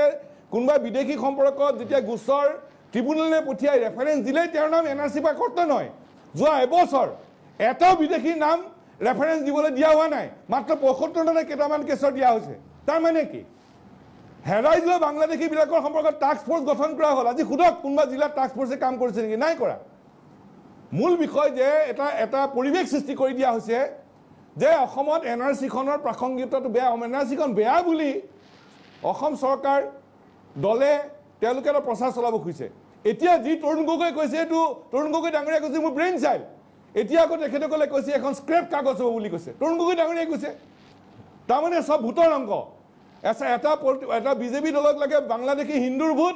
আৰু কংগ্ৰেছক লাগে মুছলমান বাংলাদেশীৰ ভোট এইবোৰ লোকধাক কৰি লাভ নাই কিন্তু অসমৰ মানুহে বিচাৰিছে জ্বলন্ত বিদেশী নাগৰিকৰ স্থায়ী সমাধান আমাৰ পাৰ্মানেণ্ট সলিউশ্যন লাগে আৰু NRCখনত অবৈধ বাংলাদেশী নাম থাকিব নালাগে সি হিন্দু হওক মুছলমান হওক কোনো হিন্দু মুছলমান অবৈধ বাংলাদেশী নাম NRCত থাকিব নালাগে অসমৰ মানুহে স্থায়ী সমাধান বিচাৰে আৰু তাৰ কাৰণে উচ্চতম ন্যায়ালয়ৰ ওপৰত বিশ্বাস ৰোপণ কৰা হৈছে আৰু 9 দিন এই 9 দিন আমি ধৈৰ্য সহ্যৰে গৈ আছোঁ আমি কিন্তু সদৌ অসম ছাত্ৰ সন্থাই অবজেকশ্যন ফাইল কৰিছোঁ অবজেকশ্যন দিয়াৰ সময়ত আমাক বহুত তিৰস্কাৰ কৰা হ'ল অসমৰ বহু চিন্তাশীল মানুহে আমাক তিৰস্কাৰ কৰিছে আমি কিন্তু খুপনি আমি লৰাই দিয়া নাই ছাত্ৰ সন্থা সদস্য জ্বলাই দিম বুলি কোৱা হৈছে মৰা হত্যা কৰিম বুলি ভাবুকি দিয়া হৈছে লৰচৰ কৰা নাই অসম চৰকাৰে কেইখন অবজেকশ্যন দিলে অসম চৰকাৰ চৰকাৰীভাৱে কাৰোবাক অবজেকশ্যন দিবলৈ বেক কৰা হ'ল নেকি নাই কৰা সহি কালেকশ্যন কৰা হ'ল কিন্তু অবজেকশ্যন দিবলৈ কিন্তু কোনো ব্যৱস্থা কৰা নহ'ল এইটো বাস্তৱ আৰু সেইকাৰণে এইটো কথা স্পষ্ট হিন্দু মুছলমানৰ নামত বাংলাদেশীৰ ভোট বেংক ৰক্ষা কৰিবৰ কাৰণে NRCখন বেয়া বুলি প্ৰচাৰ কৰি লাভ নাই কৰিব নাপায় আৰু সেইকাৰণে এফালে ক'ব এখন হিম্মতহে আমি আমাৰ হিম্মত আছিল কৰি দিলোঁ আমাক ক'লে এখন ঐতিহাসিক দলিল আৰু চাব এইবাৰ 15 আগষ্টত আমি শুনিছোঁ সন্মানীয় মুখ্যমন্ত্ৰী মহোদয়ৰ মুখৰ পৰা যে এখন ঐতিহাসিক দস্তাবেজ হ'ব আমি খুব আশ্বস্ত হৈছিলোঁ যে নহয় ভালেই হ'ব তাৰ পিছত আকৌ বিধায়িনী কিবা বিধায়ক আনিব কিবা অৰ্ডিনেঞ্চ আনিব গণতান্ত্ৰিক কথা ক'ব এইবোৰ কথাই আমাক মনত খং উঠাই চেতনা দিয়ে ঠিক আছে কাৰণ আমি এখন বাংলাদেশীৰ নামমুক্ত শুদ্ধ NRC বিচাৰিছোঁ হাতে কামে কৰি বিচাৰিছোঁ হয় ঠিক আছে ডক্টৰ পাছে আপোনাৰ বক্তব্যৰ সুভাজতে স্পষ্টীকৰণ দিব মই ডক্টৰ জ্ঞান মেমন আৰু হাজিৰ ৰখি আছে কিন্তু মই তাৰ পূৰ্বে খন্তেক সময় বাণিজ্যিক বিৰতি লৈ লৈছোঁ তাৰপিছত মই পোনপটীয়াকৈ আপোনাৰ সৈতে আলোচনাৰ মাজলৈ আহিম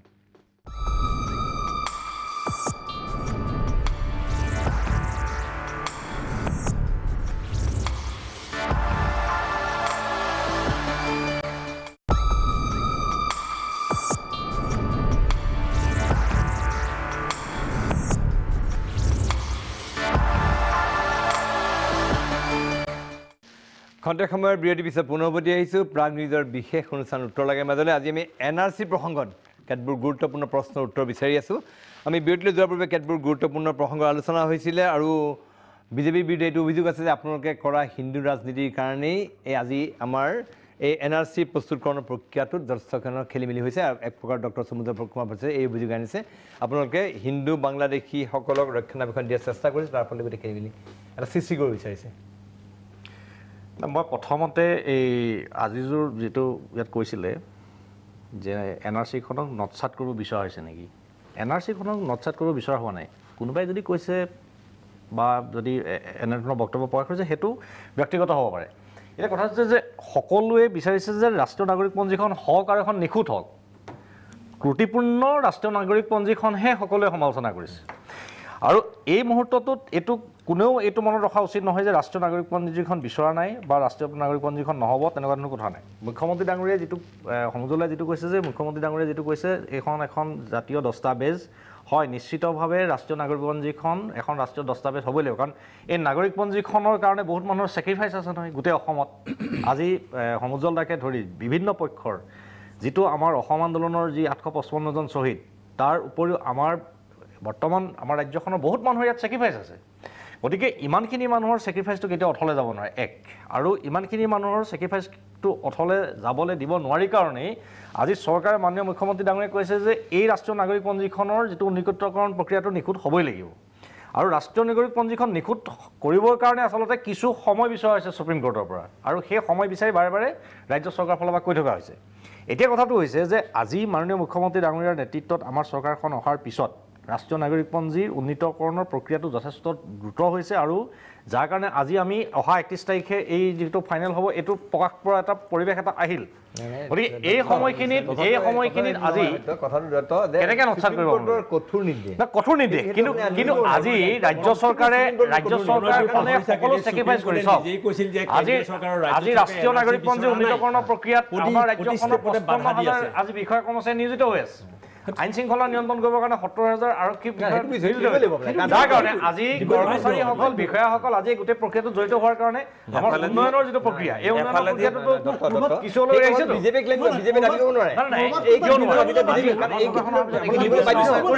বিজেপি দিবলৈ বাধ্য যে কৰিছে আৰু আমাৰ চৰকাৰখনে নিষ্ঠা সহকাৰে কামখিনি কৰিছে মইতো কৈছো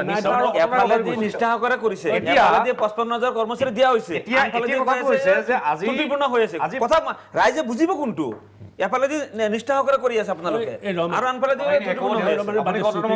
সুপ্ৰিম কোৰ্টৰ ৰঞ্জন গগৈ মানে বেঞ্চে মুকলিকে কৈ দিলে যে কেন্দ্ৰীয় চৰকাৰ আৰু ৰাজ্য চৰকাৰে NRC হোৱাটো নিবিচাৰে কৈ দিছিলে নাই চাওক আজি আমাৰ বিভিন্নজনে বিভিন্ন ধৰণৰ কথা ক'ব পাৰে কিন্তু এতিয়া কথাটো হৈছে যে 10 দিনৰ পিছত ইয়াৰ ড্ৰাফ্টটো প্ৰকাশ হ'ব বা ফাইনেল NRCখন প্ৰকাশ হ'ব ফাইনেল NRCখন প্ৰকাশ হোৱাৰ লগে লগে এটা কথা আহিছে যে যিকোনো এজন প্ৰকৃত ভাৰতীয় নাগৰিকৰ নাম ৰাষ্ট্ৰীয় নাগৰিকপঞ্জীৰ পৰা বাদ পৰিব নোৱাৰিব সেই কথাটো কোৱা হৈছে কাৰণ এতিয়া এনেকুৱা হৈছে ঠাই এনেকুৱা হৈছে যে আমাৰ একেবাৰে খিলঞ্জীয়া ভূমিপুত্ৰ কোনোবা ব্যক্তিৰ নামো হয়তো এই প্ৰক্ৰিয়াটোত বাদ পৰি যাব পাৰে তেনেকুৱা ধৰণৰ সন্দেহ বা আশংকা প্ৰকাশ কৰা হৈছে এতিয়া কথাটো হৈছে যে আজি মই এই কথাটো মই অলপমান মোৰ নিজৰ অলপ হজম কৰি দিগদাৰ লাগে বাৰম্বাৰ কৈ অহা হৈছে প্ৰতিগৰাকী ভাৰতীয় নাগৰিকৰ নাম ইয়াত অন্তৰ্ভুক্ত হ'ব লাগিব এই কথাটো কিয় হোৱা নাই যে প্ৰতিগৰাকী বিদেশী নাম ইয়াৰ পৰা বাদ পৰিব লাগিব বিদেশী নাগৰিকৰ নাম ইয়াত বাদ পৰিব বাৰম্বাৰ প্ৰতিগৰাকী ভাৰতীয় বেছি গুৰুত্ব দিছে মইতো প্ৰথমতে সেইটোৱে কৈছো যে বিদেশী মুক্ত এখন নাগৰিকপঞ্জী সকলোৰে কাম্য আৰু এমেণ্ডমেণ্ট কেইটা চালে ত্ৰুটিমুক্ত বুলি যিটো কথা কোৱা হৈছে যে ৰাষ্ট্ৰীয় নাগৰিক পঞ্জীখন ত্ৰুটি বিচ্যুতি মুক্ত হ'ব লাগিব, তাৰ মানে কি বিদেশী মুক্ত হ'বই লাগিব, সেই কথাটোৱে কৈ থকা হৈছে। এতিয়া কথাটো হৈছে যে আজি ভাৰতীয় জনতা পাৰ্টীৰ যিটো আদৰ্শগত যিটো ৰাজনৈতিক যিটো অৱস্থান, এই কথা বতৰাবিলাকৰ লগত ৰাষ্ট্ৰীয় নাগৰিক পঞ্জী কথা বতৰাবিলাক নাই। কাৰণ আজি ভাৰতীয় জনতা পাৰ্টীৰ যিটো আদৰ্শগত যিটো অৱস্থান যে যিকোনো এজন হিন্দু ধৰ্মাৱলম্বী লোক ভাৰতবৰ্ষত বিদেশী নহয়, সেই কথাটো ভাৰতীয় জনতা পাৰ্টীৰ ৰাজনৈতিক আদৰ্শগত অৱস্থান। গতিকে সেই সম্পৰ্কে যদি কিবা হয় বেলেগে আইন সংশোধন কৰি তাৰ এই কথা বতৰাবিলাক আইন সংশোধন নিজকে বেলেগ প্ৰক্ৰিয়া আহিব। কিন্তু এই ৰাষ্ট্ৰীয় নাগৰিক পঞ্জীখনত আজিৰ তাৰিখত কোনো কাৰণত কোৱা হোৱা নাই যে ইয়াত বিদেশী নাম মানে অন্তৰ্ভুক্ত হ'ব। এতিয়া কথাটো হৈছে যে আজি আমাৰ চৰকাৰখনৰ মাননীয় মুখ্যমন্ত্ৰী ডাঙৰীয়াৰ নেতৃত্বত যিমানখিনি কৰিব লাগে সুপ্ৰিম কোৰ্টৰ নিৰ্দেশ অনুসৰি সিমানখিনি আমাৰ চৰকাৰৰ পৰা সহযোগ আগবঢ়াইছে। কিন্তু আমি এই কথাটো কৈছো যে এই কাম কাজখিনি কৰি থাকোঁতে যিজন সমন্বয়কজনৰ কিছুমান ভূমিকাক আমি সমালোচনা কৰিছোঁ। কাৰণ সমালোচনা কৰিব লাগিব, কাৰণ এখন গণতান্ত্ৰিক দেশ আৰু গণতান্ত্ৰিকভাৱে নিৰ্বাচিত কেন্দ্ৰ আৰু ৰাজ্য চৰকাৰখনক অন্ধকাৰত ৰাখি যদি কোনোবাই যদি কাম কাজবিলাক কৰিব বিচাৰে, স্বাভাৱিকতে চৰকাৰৰ এই ক্ষেত্ৰত দায়িত্ব আছে। চৰকাৰখনৰ দায়িত্বটো হ'ল যে প্ৰকৃত যিসকল ভাৰতীয় নাগৰিক সেইসকলক সুৰক্ষা দিয়াটো চৰকাৰৰ দায়িত্ব। যদি আজি এই প্ৰক্ৰিয়াটোৰ মাজত সুপ্ৰিম কোৰ্টে ইমান ষ্ট্ৰিক্টলি মনিটৰিং কৰাৰ মাজতো যদি কোনোবা ভাৰতীয় নাগৰিক যদি কিবা কাৰণত হাৰাশাস্তিৰ সন্মুখীন হয়, তেতিয়াহ'লে চৰকাৰখনৰ দায়িত্ব আছে বিধায়িনী ক্ষমতা প্ৰয়োগ কৰি বা আমাৰ গণতান্ত্ৰিকভাৱে এই যিটো প্ৰক্ৰিয়া, এই প্ৰক্ৰিয়াটোত যদি কোনোবা ডিপ্ৰাইভ হয় বা যদি কোনোবা মানুহৰ ক্ষেত্ৰত যদি অন্যায় হয়, সেই তেখেতক ন্যায় দিয়াটো কিন্তু গণতান্ত্ৰিকভাৱে নিৰ্বাচিত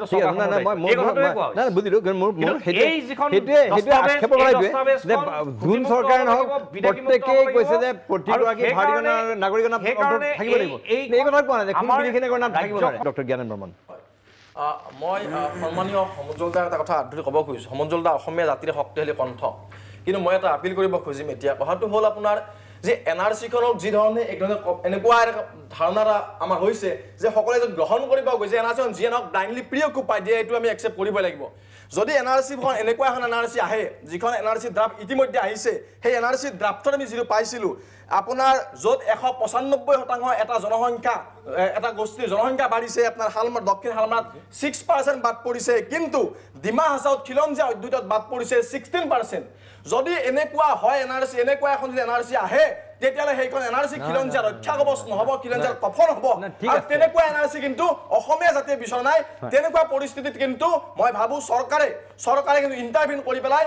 আইন আনিব লাগিব, পাৰ্লিয়ামেণ্টাৰী সুপ্ৰিম আইন আনি পেলাই খিলঞ্জীয়া জাতি হত্যাৰ ৰক্ষাৰ কাৰণে ব্যৱস্থা কৰিব লাগিব। ডক্টৰ বৰ্মন, অনুমানৰ ওপৰত কথাবিলাক কোৱা উচিত নহ'ব, কাৰণ এতিয়া আপুনি এইখন প্ৰকাশ হোৱা নাই। আজি এই 9 দিন আছে, এতিয়া প্ৰকাশ হ'ব দিয়ক।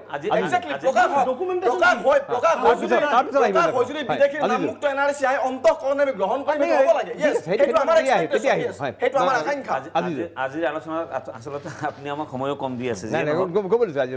যে গোটেই আলোচনাখিনি পৰ্যালোচনা কৰাৰ পিছত আমি আচলতে অলপ হতাশ হৈ আছোঁ। আৰু কেৱল যে মই আজিজুৰ ৰহমানে হতাশ হৈছোঁ সেইটো নহয়, অসমৰ ধৰ্মীয় সংখ্যালঘু ৰাইজ আমি সম্পূৰ্ণৰূপে হতাশ হ'ব গৈ আছোঁ। কাৰণ যেতিয়াই শ্ৰী প্ৰতীক হাজেলা ডাঙৰীয়াই কিছুমান বিসংগতিপূৰ্ণ কাম কৰিব বিচাৰিছিল, আমি তেতিয়া কথাবিলাক প্ৰতিবাদ কৰিছিলোঁ। আৰু তেতিয়া কিন্তু বিভিন্ন পক্ষই আজিৰ আলোচনা থকা কিছু সংখ্যকে কিন্তু আমাক কৈছিল যে সুপ্ৰিম কোৰ্টৰ তত্ত্বাৱধানত চলি থকা কাম সুপ্ৰিম কোৰ্টে মনিটৰিং কৰি আছে, গতিকে আপোনালোকে প্ৰতিবাদ নকৰিব, আপোনালোকে প্ৰতিবাদ কৰি NRC-খন বন্ধ কৰিব গৈ আছে, আপোনালোকৰ ওপৰত এটা পূৰ্বৰ অভিযোগ আছে, আপোনালোকে সুপ্ৰিম কোৰ্টত যাওক। তেতিয়া কিন্তু সুপ্ৰিম কোৰ্টৰ প্ৰতি সাংঘাতিক ধৰণে বিশ্বাস আছিল এই গোটেই পক্ষবিলাকৰ। আৰু আজি শেষ পৰ্যায় আহিছে, আমি কিন্তু বিভিন্ন বিষয় লৈ উচ্চতম ন্যায়ালয়ত গৈছোঁ, পঞ্চায়তৰ চাৰ্টিফিকেটৰ পৰা আৰম্ভ কৰি OYৰ পৰা আৰম্ভ কৰি বিভিন্ন বিষয় লৈ আমি গৈছোঁ। যে যেতিয়া লিগেচি 5টা কাটি দিয়া হ'ল তেতিয়াও গৈছোঁ। সেই সময়ত আমাক দোষাৰোপ কৰা হয়। উচ্চতম ন্যায়ালয় তেতিয়া বিৰাট উচ্চ স্থানত আছিল, আৰু আজিৰ তাৰিখত উচ্চতম ন্যায়ালয়ক ইমান তলত দিয়া হৈ আছে, গোটেই NRC প্ৰক্ৰিয়াটোকে নস্বাত কৰিব গৈ থকা হৈ আছে। নতুনকৈ বিধায়ক আনি পিনি এই NRC শুদ্ধ কৰিব লগা পৰিৱেশৰ এটা সূচনা কৰিব চেষ্টা কৰি থকা হৈ আছে। গতিকে আমি ভাবোঁ যে আচলতে অসমৰ ধৰ্মীয় আৰু ভাষিক সংখ্যালঘু জনগোষ্ঠীক ফুটবলৰ দৰে পূৰ্বৰ পৰা খেলি থকা হৈ আছে, আকৌ যে খেলিবৰ কাৰণে আকৌ এটা সুযোগ বিচাৰি থকা হৈ আছে। গতিকে আমাৰ এটা এপিল, অসমবাসী জনসাধাৰণৰ ওচৰত এটা এপিল, আচলতে প্ৰেক্টিকেলি কি কাম কৰিলে অসমৰ ধৰ্মীয় আৰু ভাষিক সংখ্যালঘু জনসাধাৰণ এই ফুটবল যিটো খেলি থকা হৈ আছে তাৰ পৰা মুক্ত পাব। আমি ভাবিছিলো আপুনি কৈ আছে ৰ'ব মানে আজি গোটেই আলোচনা কথা ক'ব দিয়া হয় নাই আজি যিখন এনআৰচি খন অসমীয়া জাতিৰ প্ৰটেকশ্যনৰ কাৰণে মুছলমানৰ প্ৰটেকশ্যনৰ কাৰণে নহয় কৈ লওক মানি লওক অসমীয়া জাতীয়তা ৰক্ষাৰ কাৰণে এনআৰচি মুছলমান বুলি অসমীয়া জাতীয়তা ৰক্ষাৰ কাৰণে এনআৰচি হ'ব লাগিব আপুনি কিন্তু আপুনি ধৰ্মীয় সংখ্যালঘু বুলি কৈছিলে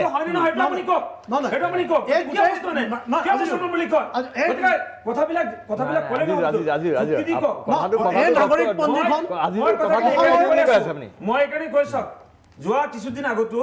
আণ্ডাৰ ক্লজ 4-3 ইমান লাখ লাখ মানুহক ইমান উজনীয়া সময়লৈ নি ভেৰিফিকেশ্যন কৰা হ'ল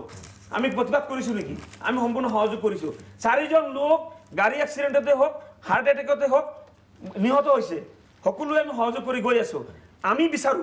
যে সকলো পক্ষই সহযোগ কৰা উচিত আৰু সকলো টাইমছ অফ ইণ্ডিয়া নিউজ সকলো এনআৰসি বিৰোধিতা কৰি ধৰ্ণা দিছে times of India photo times of India কৈছে আমি কৈছো ফটো আমি কৈছো ফটো চাওক আমি ধৰ্ণা দিছো হিপোক্ৰেট চাওক এই সংগঠনটো ইমান হিপোক্ৰেট ধৰ্ণা কিবা লুকাই দিব পাৰে নেকি 10 আগষ্টৰ ফটো এইটো ৰিপোৰ্ট 10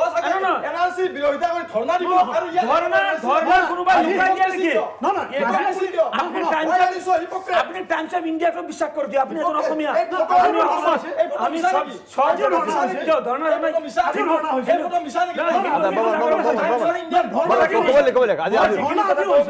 আজি এবিবি ধৰ্ণা কৰিছে আজি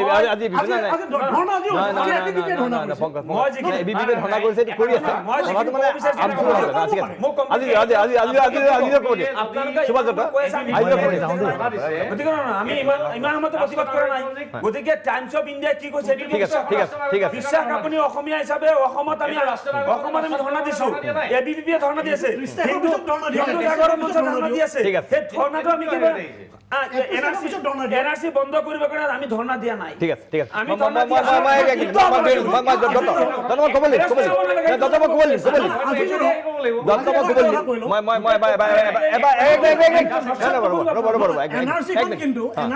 হিন্দু মুছলমানৰ নহয় অসমৰ 3 কোটি মানুহৰ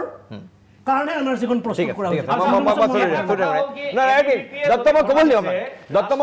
পঞ্জীখন ত্ৰুটিমুক্ত কৰাৰ কাৰণে ধন দিছে ৰাষ্ট্ৰীয় নাগৰিকপঞ্জী বন্ধ কৰিবৰ কাৰণে দিয়া নাই কিয় এই কথাবিলাক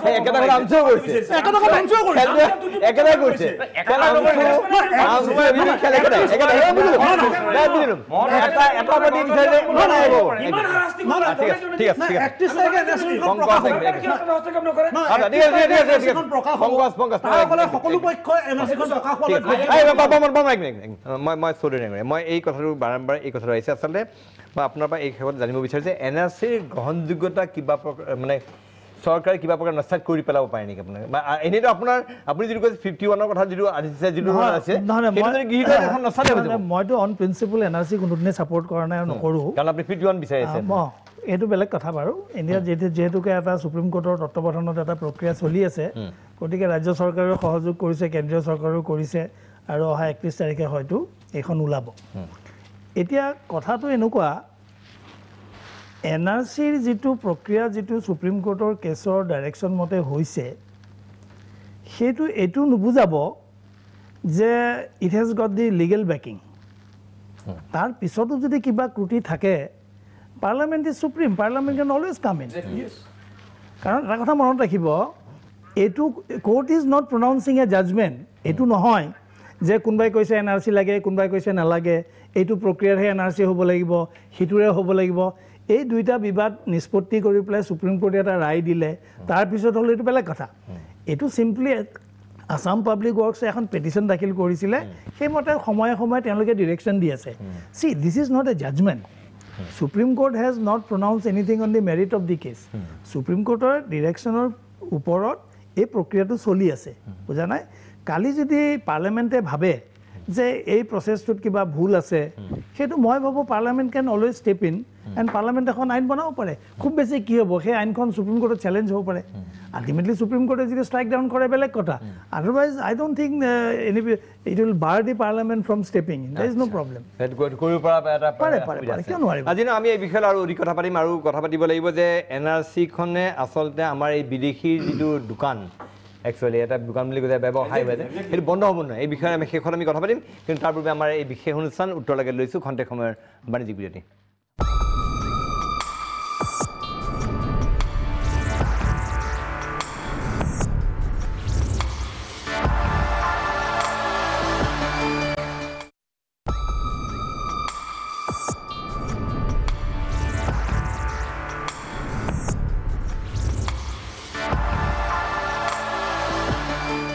খন্তেক সময়ৰ বিৰতিৰ পিছত পুনৰ উভতি আহিছোঁ প্ৰাগনিউজৰ বিশেষ অনুষ্ঠান উত্তৰ লাগে মাজলৈ আজি আমি উত্তৰ লাগে NRCৰ প্ৰসংগত কেতবোৰ প্ৰশ্নৰ উত্তৰ বিচাৰি আছোঁ মই পোনে পোনে সুভাষৰ ওচৰলৈ গৈছোঁ আপুনি বিৰতিলৈ যোৱাৰ পূৰ্বে অলপ কথা ক'ব বিচাৰিছিল শেষত কি ক'ব শেষত সেই বক্তব্য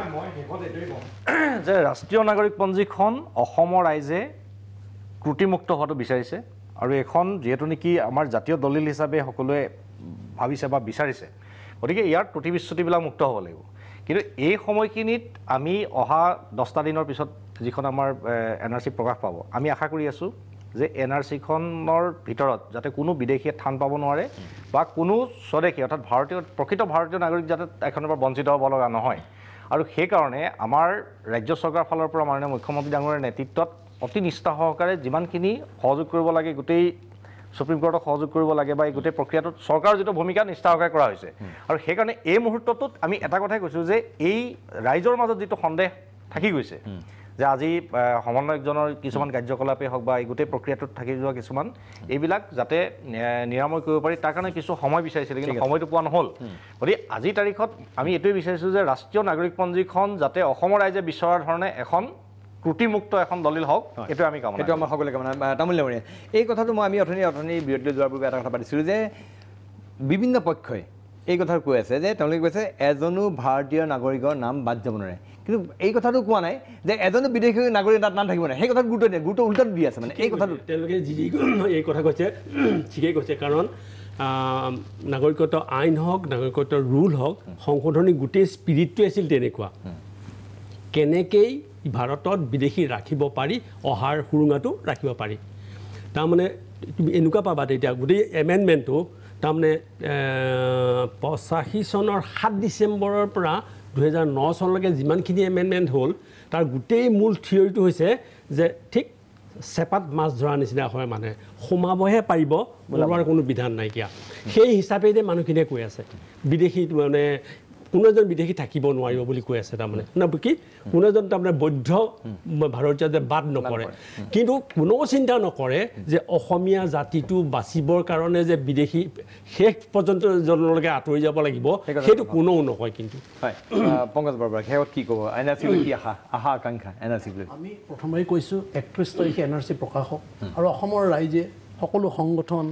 সকলো ৰাজনৈতিক দল সকলোকে আমি আহ্বান জনাইছোঁ আপোনালোকে ধৈৰ্য্যৰ অপেক্ষা কৰক আৰু এখন শুদ্ধ NRC হোৱাৰ আমি পোষকতা কৰিছোঁ এখন আশা কৰিছোঁ এখন শুদ্ধ NRC প্ৰকাশ হওক আৰু য'ত এজনো যাতে বিদেশীৰ নাম নাথাকে ঠিক আছে আজিজোৰ মানে কি ক'ব শেষত কি মানে আপোনালোকে ইয়াৰ পূৰ্বে আপোনালোকৰ NRC-লৈ যথেষ্ট আপোনালোকৰ আপত্তি আছিলে আপোনালোকে যথেষ্ট খুব প্ৰকাশ কৰিছিলে NRC-খন প্ৰস্তুত কৰে কিন্তু শেহতীয়াভাৱে আপোনালোকৰ সেই খুব প্ৰশমিত হৈছে এতিয়া ওলোটাকৈ সাহসীয় পক্ষইহে NRC কৰ্তৃপক্ষৰ ওপৰত ক্ষোভিত হৈছে আপোনালোক অলপ হ'লেও আপোনালোকৰ খুব যেন প্ৰশমিত হৈছে খুব প্ৰশমিত আচলতে নহয় আজিও আপোনাৰ ক্ল'জ 4(3) পৰিশিষ্ট 4(3) অনুযায়ী আজি নোটিছ দি আছে 9 দিন আছে কিন্তু 9 দিনৰ মাজতে কিন্তু নোটিছ দিয়া হৈ আছে গতিকে ইমানখিনি নোটিছ দিব পাৰে না সেইকাৰণে মই কৈছোঁ নোটিছ দিব পাৰে নোটিছ দি আছে আমি গ্ৰহণ কৰি আছোঁ আমি সহযোগ কৰি গৈ আছোঁ আমি বিচাৰি আছোঁ যে অসমত শুদ্ধ ৰাষ্ট্ৰীয় নাগৰিকপঞ্জী এখন হওক 1971 চনৰ 25 মাৰ্চ অসম চুক্তি নিৰ্ধাৰণ কৰিছে সকলোৱে মানি লৈছোঁ গতিকে আপুনি যিটো কৈ আছে মই আগতে আপোনাৰতো ক'ম যে বিদেশী মুক্ত হ'ব লাগে তাৰপাছত ক'ম যে কোনো এজন বৈধ ভাৰতীয় মানুহৰ নাম ইয়াৰ পৰা বাদ কৰিব নালাগে কিন্তু এইটো কৰিব যাওঁতে ইমান দিনে যিসকলে ছাপোৰ্ট কৰি গৈ আছিল সেইসকলে হঠাৎ যে উল্টা মাৰি দিছে সেইটো আমি আচৰিত হৈছোঁ আমাৰ আকৌ মনত এটা শংকা হৈ আছে যে আমাক এই যে হিয়াৰিঙৰ নামত এই যিটো দৌৰাই থকা হয় আকৌ যেনিবা দৌৰাব নেকি গতিকে আমি এটা বিচাৰিছে এইখনৰে শেষ হ'ব লাগে কাৰণ আমি বিচাৰিছো যে শেষ পৰীক্ষা কেতিয়া হ'ব এইটোৱে শেষ পৰীক্ষা হ'ব ডক্টৰ বৰ্মন চমুকে হয় বিদেশী বিষয়টো ওৱান্স ফৰ অল সমাধান হ'ব লাগে সেইটো সকলোৱে কামনা কৰে আপুনি ভাবেনে এখন হ'ব ওৱান্স ফৰ অল হ'ব লাগে এইটো আমাৰ আশা NRC-খন আমি আমাৰ অসমীয়া জাতিৰ এক সুৰক্ষা কবচ হিচাপে আমি কল্পনা কৰোঁ আমি বিচাৰোঁ আৰু NRC-খন হৈ যোৱাৰ লগে লগে তিনিটা প্ৰক্ৰিয়া ডিটেকশ্যন হৈ যোৱাৰ লগে লগে ডিটেক্ট হ'ব লাগে ডিটেকশ্যনৰ পিছতে ডিলিশ্যন হ'ব লাগে ভোটাৰ লিষ্টৰ পৰা নাম কাটা যাব লাগে and then deportation 3D detection deletion and deportation এই প্ৰক্ৰিয়াটো হ'ব লাগে সেইটো আমাৰ আকাংক্ষা গতিকে কিন্তু NRC-খন বিদেশীৰ নামমুক্ত হ'ব লাগে সেইটোৰ ক্ষেত্ৰত কিন্তু আমাৰ চৰকাৰৰ ব্যৱস্থা ল'ব লাগিব এই ইন দ্য চেন্স যিটো আমাৰ মই ক'লোঁ 1967ত যিটো হাইকোৰ্টৰ ৰুলিং আছিলে যদি NRC-খনে কিন্তু আপোনাৰ কি হ'ব নোৱাৰে admission it cannot be an admissible proof of one citizenship যদি সেই আশংকা আমাৰ নিৰাময় নহয়গৈ তেতিয়া কিন্তু অসমীয়া জাতি এটা মৃত্যুমুখী জাতি হ'ব গৈ আছে ৰক্ষা নপৰিব আমি NRC-খন ৰক্ষা কবচ হিচাপে বিচাৰিছোঁ অসমীয়া ৰক্ষা কবচ হওক NRC-খন বিদেশীৰ নাম মুক্ত সকলোৱে এইটো কামনা মই ডক্টৰ সমুজল ভট্টাচাৰ্য মই আপোনাৰ ওচৰলৈ গৈছোঁ শেষত আপুনি সামগ্ৰিকভাৱে NRC-ৰ যিটো প্ৰক্ৰিয়া বৰ্তমান হ'বলৈ গৈ আছে আৰু এতিয়া দেখিবলৈ পোৱা গৈছে শাসকীয় পক্ষই যথেষ্ট এক প্ৰকাৰ অসন্তুষ্টি প্ৰকাশ কৰিছে NRC গোটেই প্ৰক্ৰিয়াটোক লৈ পেলাই গতিকে এই গোটেই ব্যৱস্থাটোৱে আচলতে তেওঁলোকৰ এইটো কথা তেওঁলোকৰ বিৰুদ্ধে অভিযোগ আছে যে হিন্দু বাংলাদেশী তেওঁলোকে ৰক্ষণাবেক্ষণ দিব বিচাৰিছে গোটেই প্ৰক্ৰিয়াটো আচলতে NRC-ৰ সামগ্ৰিক যিটো আমাৰ যিটো বিষয় লৈ যিটো লক্ষ্য উদ্দেশ্য লৈ NRC প্ৰস্তুত কৰাৰ কামটো আৰম্ভ হৈছিল গোটেই বস্তুটো নস্যাৎ কৰি পেলাব পাৰে নেকি আপোনাৰ কি ধাৰণা শেষত মই আগৰ ব্ৰেকৰ মাজত এই লাইনটো কাটি গৈছিল যদি কিবা আনে কৈছে মই শুনা নাই আৰু সন্মানীয় দত্ত ডাঙৰীয়াই যদি কিবা কৈছিল মই কিন্তু শুনা নাই তাৰ মই উত্তৰ দিব নোৱাৰিম এতিয়া মূল কথাটো হ'ল উচ্চতম ন্যায়ালয়ৰ নিৰ্দেশ তত্বাৱধানত অসম চুক্তিৰ আধাৰত চলি থকা এই NRC উন্নীতকৰণৰ প্ৰক্ৰিয়াত আৰু 9 দিন আছে আমি বাংলাদেশীৰ নামমুক্ত এখন শুদ্ধ NRC বিচাৰিছোঁ আৰু সমন্বয়কগৰাকী কোৰ্ট অফিচাৰ গতিকে আৰম্ভণিৰ পৰা তেখেত জিলাৰ উপায়ুক্ত চাৰ্কুল অফিচাৰ সকলো বিষয়া কৰ্মচাৰীক আমি সহযোগ কৰি আছোঁ আৰু 9টা দিনতো কৰিম কিন্তু কেন্দ্ৰীয় চৰকাৰ অসম চৰকাৰ সমন্বয়ক এই সকলোৱে একেলগে মিলি কাম কৰাৰ প্ৰয়োজন আছিল কিন্তু আমি সেই তেওঁলোকৰ সমন্বয়হীনতা কিন্তু আমি দেখা পালোঁ আমাক লাগে বাংলাদেশীৰ নামমুক্ত শুদ্ধ NRC গতিকে সুপ্ৰিম কোৰ্টৰ নিৰ্দেশনাত এতিয়া সমন্বয়ক আৰু জিলাৰ উপায়ুক্ত অতিৰিক্ত উপায়ুক্ত চাৰ্কুল অফিচাৰ দিনে ৰাতিয়ে কাম কৰি আছে সকলোকে বাংলাদেশীৰ নামমুক্ত NRC প্ৰস্তুত কৰিবলৈ বাকী 9টা দিনতো আমি আহ্বান জনাইছোঁ এতিয়াও কাম চলি আছে 3 নম্বৰ কথাটো হ'ল এটা কথা স্পষ্ট যে আমাৰ হিম্মত আছিল আমি কৰি দেখুৱালোঁ বুলি দাবী কৰিছিল ঐতিহাসিক দলিল বুলি কৈছিল ঐতিহাসিক দস্তাবেজ হ'ব বুলি কৈছে সন্মানীয় গৃহমন্ত্ৰী আৰু মুখ্যমন্ত্ৰী ডাঙৰীয়াই সেই কথাটো ৰাখিব লাগে আৰু এইটো কথা ঠিক যে অবজেকশ্যন দিবলৈ সুবিধা পাইছিল 4-3 এপ্লাই কৰিবলৈ সুবিধা পাইছিল সুবিধা নল'লে গতিকে আজিৰ তাৰিখত ধৰ্মৰ কথা নাই হিন্দু মুছলমান সকলো বাংলাদেশীৰ নামমুক্ত NRC লাগে এজনো অবৈধ বাংলাদেশী নাম NRC থাকিব নালাগিব আৰু কেনেবাকৈ যদি অবৈধ বাংলাদেশী নাম থাকে তেতিয়াহ'লে কেন্দ্ৰীয় চৰকাৰ অসম চৰকাৰো জগৰীয়া হ'ব এইটো কথা স্পষ্ট কিন্তু আমি এই 9টা দিনত আমি এখন বাংলাদেশীৰ নামমুক্ত এখন NRC বিচাৰিছোঁ আৰু চাওক মুখ্য ন্যায়াধীশগৰাকী অসমীয়া জাতি মাটি ভেটি ৰক্ষা কৰিবৰ কাৰণে চৰকাৰ স্থাপন হৈ আছে অথচ আমি NRC-ত কিমান বাংলাদেশীৰ নাম কাটিব এইটোলৈ আমি কিন্তু সন্দেহ প্ৰকাশ কৰি আছোঁ তাতকৈ দুৰ্ভাগ্যজনক কথা একো হ'ব নোৱাৰে তথাপি আশাৰে ক'ব খুজিছোঁ এখন অবৈধ বাংলাদেশীৰ নামমুক্ত আমি এখন NRC আশা কৰি আছোঁ ঠিক আছে ডক্টৰ ভট্টাচাৰ্য আমি সকলোৱে এইটো আশাই কৰিছোঁ যে এখন শুদ্ধ সকলো এজনো বিদেশী নাগৰিকৰ নাম নথকা এখন NRC হওক আৰু এই NRCৰ শেষ এটা সিদ্ধান্ত দিয়ক এইটো আমি কামনা কৰিলোঁ আপোনালোকে যিদৰে সহযোগ কৰা বুলি কৈছে বাকীবিলাক সংগঠনৰ সহযোগ কৰিবলৈ আগবাঢ়ি আহক আৰু চৰকাৰী পক্ষইও আচলতে NRC-ক লৈ কিছু ক্ষেত্ৰত সন্ধিয়ান হৈছে যদি আমি আশা কৰিছোঁ যে এখন প্ৰকৃত শুদ্ধ এখন NRC হ'ব অহা 31 তাৰিখলৈ আমি সকলোৱে তাৰ কাৰণে অধীৰ আগ্ৰহেৰে অপেক্ষা কৰিম আৰু তাৰ লগতে এই মুহূৰ্তত আমি NRC এই প্ৰক্ৰিয়াত জড়িত সমগ্ৰ যিসকল বিষয়া কৰ্মচাৰী আছে তেওঁলোকক আমি আন্তৰিক ধন্যবাদ দিব লাগিব কাৰণ দিনে ৰাতিয়ে তেওঁলোকে কাম কৰিছে চৰকাৰক বাৰু ধন্যবাদ নিদিয়াৰ কাৰণে সহযোগ কৰাৰ কাৰণে যিটো আজি এই আলোচনাৰ অংশ লৈ মই সুভাষ দত্ত ডক্টৰ জ্ঞানেন বৰ্মন আজিজুৰ ৰহমান পংকজ বৰবৰা লক্ষীনাথ তামুলী আৰু লগতে আমাৰ চৌধুৰী ডাঙৰীক ধন্যবাদ জ্ঞাপন কমল নাৰায়ণ চৌধুৰী ডাঙৰীক ধন্যবাদ জ্ঞাপন কৰি আমাৰ বিশেষ অনুষ্ঠান আৰু ডক্টৰ ভট্টাচাৰ্যক ধন্যবাদ দিব লাগিব সমুজল কুমাৰ ভট্টাচাৰ্যক ধন্যবাদ জ্ঞাপন কৰি আমাৰ এই বিশেষ অনুষ্ঠান উত্তৰ লাগে ইয়াতে সামৰণি মাৰিছোঁ